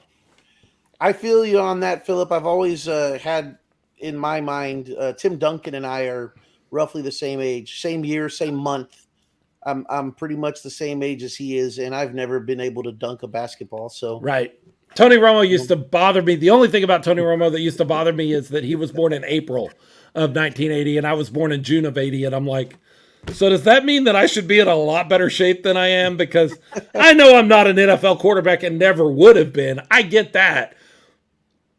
But I'm not anywhere near that either. I'm not even close to that sort of thing. So, yeah. Well, I was going to say, I know we're having the commissioner on next week. We are. Commissioner Siegfried on the show next week. Is there any way that we can get the fans to start, like, maybe sending us questions that maybe we could ask? Yeah, if you have questions, send them to us. If you have things you'd like to know from the commissioner, look, don't send me, when are you going to resign? No, that's questions. I'm not asking the commissioner that. You can. We're just not going to ask it. Yeah. And I'm not even making that up. When he was on Inside the Walls earlier this season, somebody sent them the question for the commissioner, when are you going to go ahead and resign? Oh, please. I'm not doing that. I'm not going to look. I have things about the commissioner and things about the league that bother me. And I'm not really one to keep my mouth shut on some of those things, sometimes to our detriment as a show. But to the best of my ability, I try to ask those things with a certain amount of respect, and I will continue to do that. But I'm not going to embarrass our show, our fan base, the Gunslingers, by asking him something that's just out there. So yes, send your questions to us. If you have legitimate questions for the commissioner, go ahead. If you have a question that you think is really funny, go ahead and send it. And I'll laugh at it, but I'm not going to ask him a question that's not respectful. We're going to screen him, definitely. Yeah, for sure. And he is scheduled to appear, but I have not received confirmation yet. So that's our plan right now, is to have him on the show.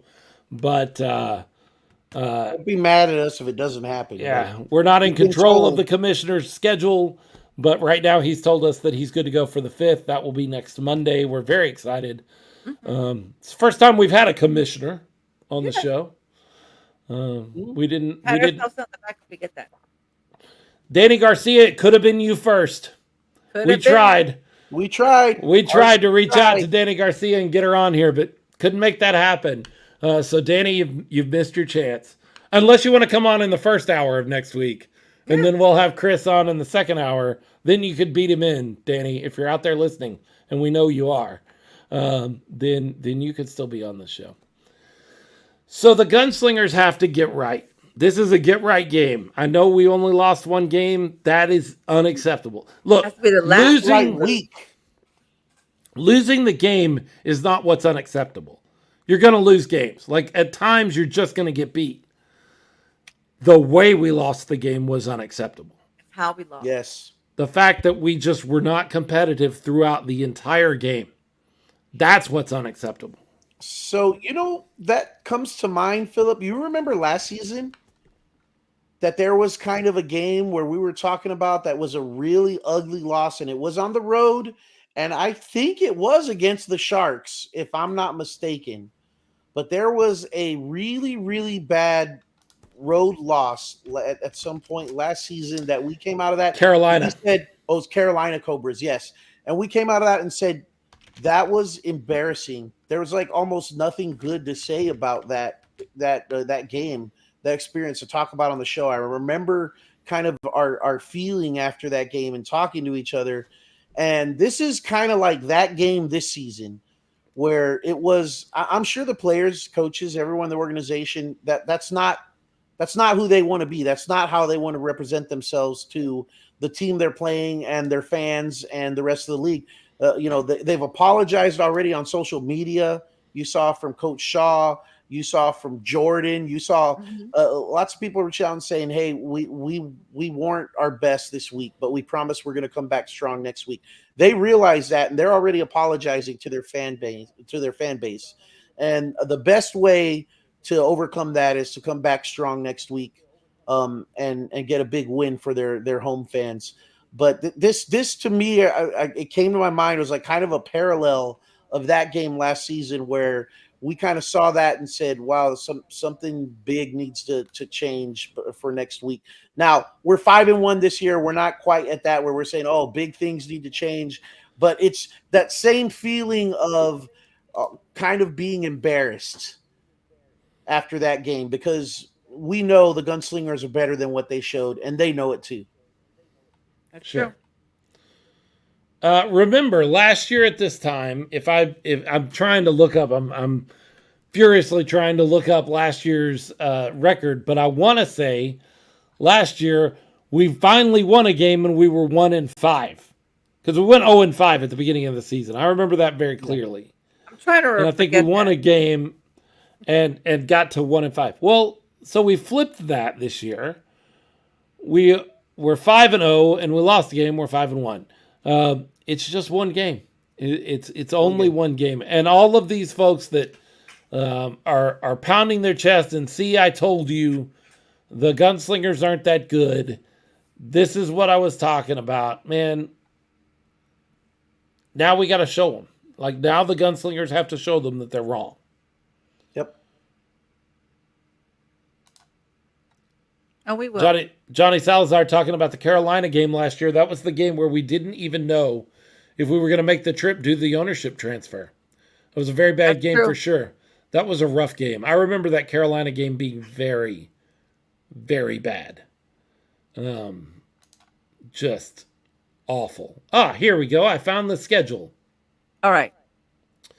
We did indeed go 0-5 last year. We lost to Orlando, Columbus, 2 bye weeks.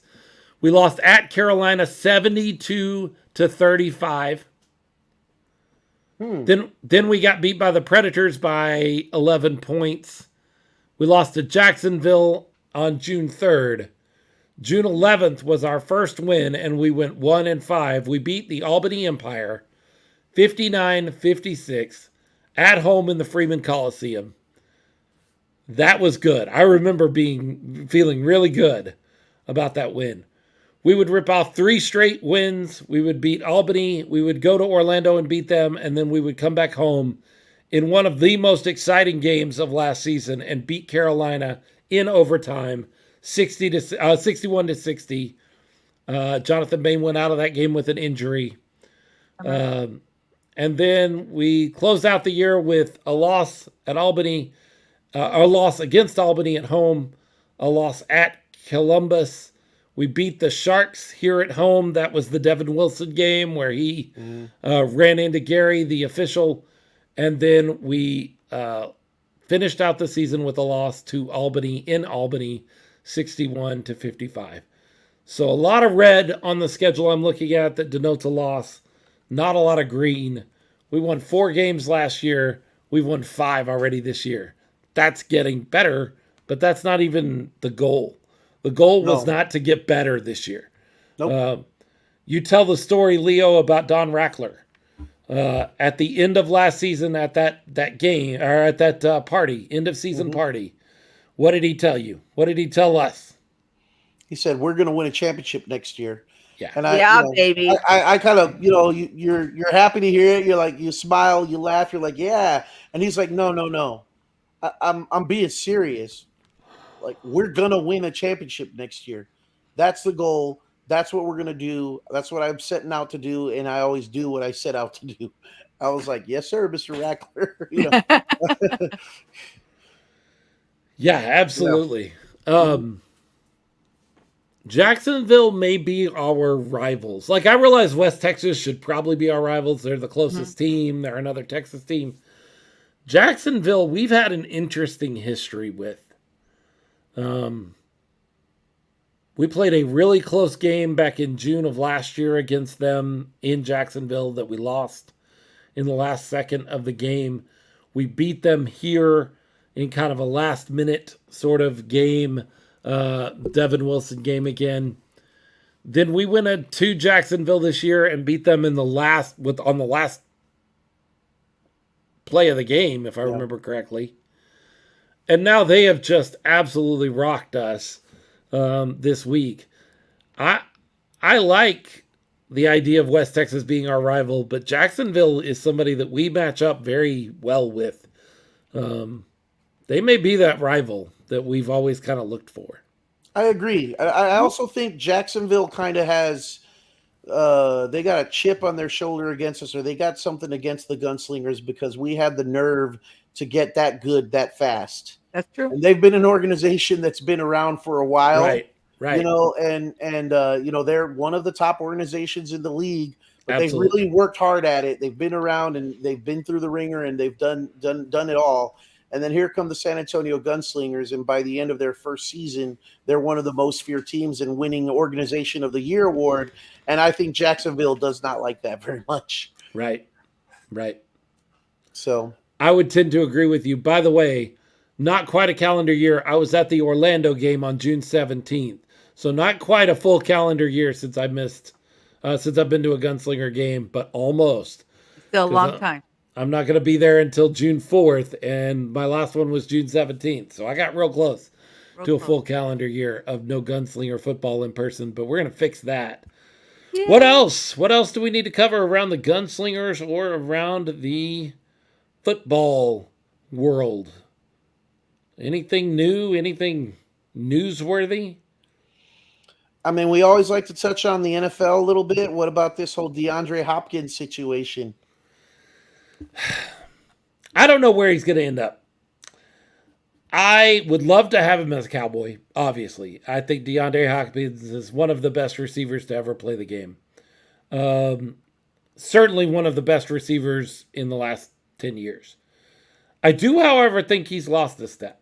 Like, I don't think he was the player he was in Houston. I think the thing that makes the most sense to me, the thing that I've seen floated out there, is that he may end up back in Houston. That would be great. They never should have lost him. He is a big part of Houston. Like, Andre Johnson was the receiver in Houston forever, and then it became DeAndre Hopkins. They had a little bit of overlap, and that got passed on. Bill O'Brien, for whatever reason, traded him to Arizona. I'd love to see him wind up back in Houston, I guess.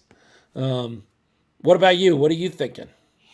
Well, I've been hearing from people that I know that are fans that the rumor mill is there's been contact with it between, and we know the Chiefs have been right. You know, they even looked into getting him even before his release, and then Buffalo being another possible suitor. Now, I would hope he would end up in Buffalo over Kansas City for obvious reasons. My fandom, I don't want Kansas City getting another quality player, but if he's looking to get a ring, if he's looking to, I understand the connection with Houston, but if he's looking to go somewhere where he's got a chance of winning a championship real quick, then those would be two prime spots for him to go to. I really hope he would take Buffalo over Kansas City, though. I've seen some talk about Philly. Boy, I don't want that. For the same reason you don't want him to go to Kansas City, I don't want to see him wind up in Philly. And I have seen, like, not just me being a Cowboy fan and Cowboy honk, I have seen some people saying the Cowboys make a lot of sense for him. Obviously, I'd love to have that kind of talent on my team if it's possible. We have a hole at receiver. I think CeeDee Lamb and Brandon Cook become a really strong wide receiver battery all of a sudden. Like that would be exciting. So, well, someone told me seems like last 2 weeks that there's a female football team, and I'm like, oh, you mean like a flag football team? They're like, no, like a tackle football team. I haven't heard much about it. So if anyone has some information about the all-female football team here in San Antonio, get in contact with me. Oh, I'd here love in to San do it. Antonio. Yeah, here in San Antonio, I would love to Gotcha. do an interview. Because I know there's the Legends Football League, which used to be the Lingerie Football League. Yeah, I'm Yeah. not doing that. Well, Those girls play hard. Those Mhm. girls play In football. lingerie, They do I don't play in like anymore. I don't Yeah. like the gimmick thing of it. That but was before. That I don't think they do that anymore. By the way, coincidentally, one of those players, one notable player from that league, she ended up becoming a referee in the XFL. Oh yeah. Yeah. nice. So Well, reach out to me if anyone knows anybody from that league, lingerie or not. I want to talk. yeah, if there's a franchise here in San Antonio, or a team in San Antonio that's doing that, then yeah, definitely. Yeah, I we'd could love to- spotlight that. Yeah, I would It's spot pro. that. It's pro football here in San Antonio. We would absolutely love Mhm. to cover that, be a part of that, because we're excited about football in San Antonio. Professional football That's in right. San Antonio is what we're all about. And to that end, when it comes to professional football in San Antonio, whether it's in the arena or whether it is on the 100-yard field, if it's played by boys or played by girls, if it's professional football in San Antonio, whether it's up in or down in Orlando, Jacksonville, up in Albany, over in Seattle when the Brahmas get back to work, or in Vegas or San Diego, maybe? Question mark. Maybe. I've already seen some possibility that Vegas may be on the move. I think San Diego makes more sense. I've said that the whole time. No matter where they play football, when it comes to professional football, the 210 has got something to say. Bang bang. All right. Thanks so much, everybody, for hanging out with us. We really Thanks, appreciate guys. all of you. James Steubing, thanks so much. If you're still watching, for checking in with us. Ralph Judkins, for hanging out with us and fact checking us on the fly as we go. 301 in dog years. Woohoo. Nice. Um, That's important. we really appreciate you guys. Mo, we absolutely appreciate everything you do for the show. Thank you. Yes. Above and beyond. Mo, Iris, Herman, and Greg. Kim. Above and beyond. And Kim. Above and beyond. Supporting the show, not just with your fandom, but with some dollars. Makes a big difference. It does. And we don't say it near enough. So we should. appreciate you. I want to show my grandbaby real quick. Yes, do that. Can you see her? Oh, look at her. She's adorable. What was her name again, RC? Naya. Naya. Naya. N-I-A. Very cool. What a cutie. Woo. That's fun. That's what I did all stuff. weekend. So that's why I missed the game. Understandable. I mean, if you got to miss the game, miss it for family. Like football is important, but family is more important, That's right? true. Yep. For sure. I could have ticked my family off and made the game. Like I could have done it. We got done with everything and everybody went back to the house to take a nap because it'd been a long weekend. And I'm looking at my watch and I'm going, man, I would get there right about at kickoff if I left right now. But my parents were there, my kids were there, my daughter that's away at school was home, and I was just like, it's not a good idea. It's just not a good idea. So I didn't, but I really thought about it. I was like, if I left right now, as we close everything up, they're all just going to nap anyway. I could be missing for the next 10 hours, but I just couldn't.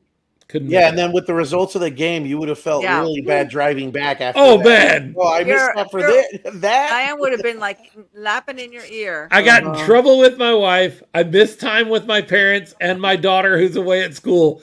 And I got to see that game live. No, you'd have never heard the end of it. I am going to say though, when you said watch the game with your dad, I was like, it kind of touched me because my dad has been gone for over 14 years. And I wish I could have one more game with him.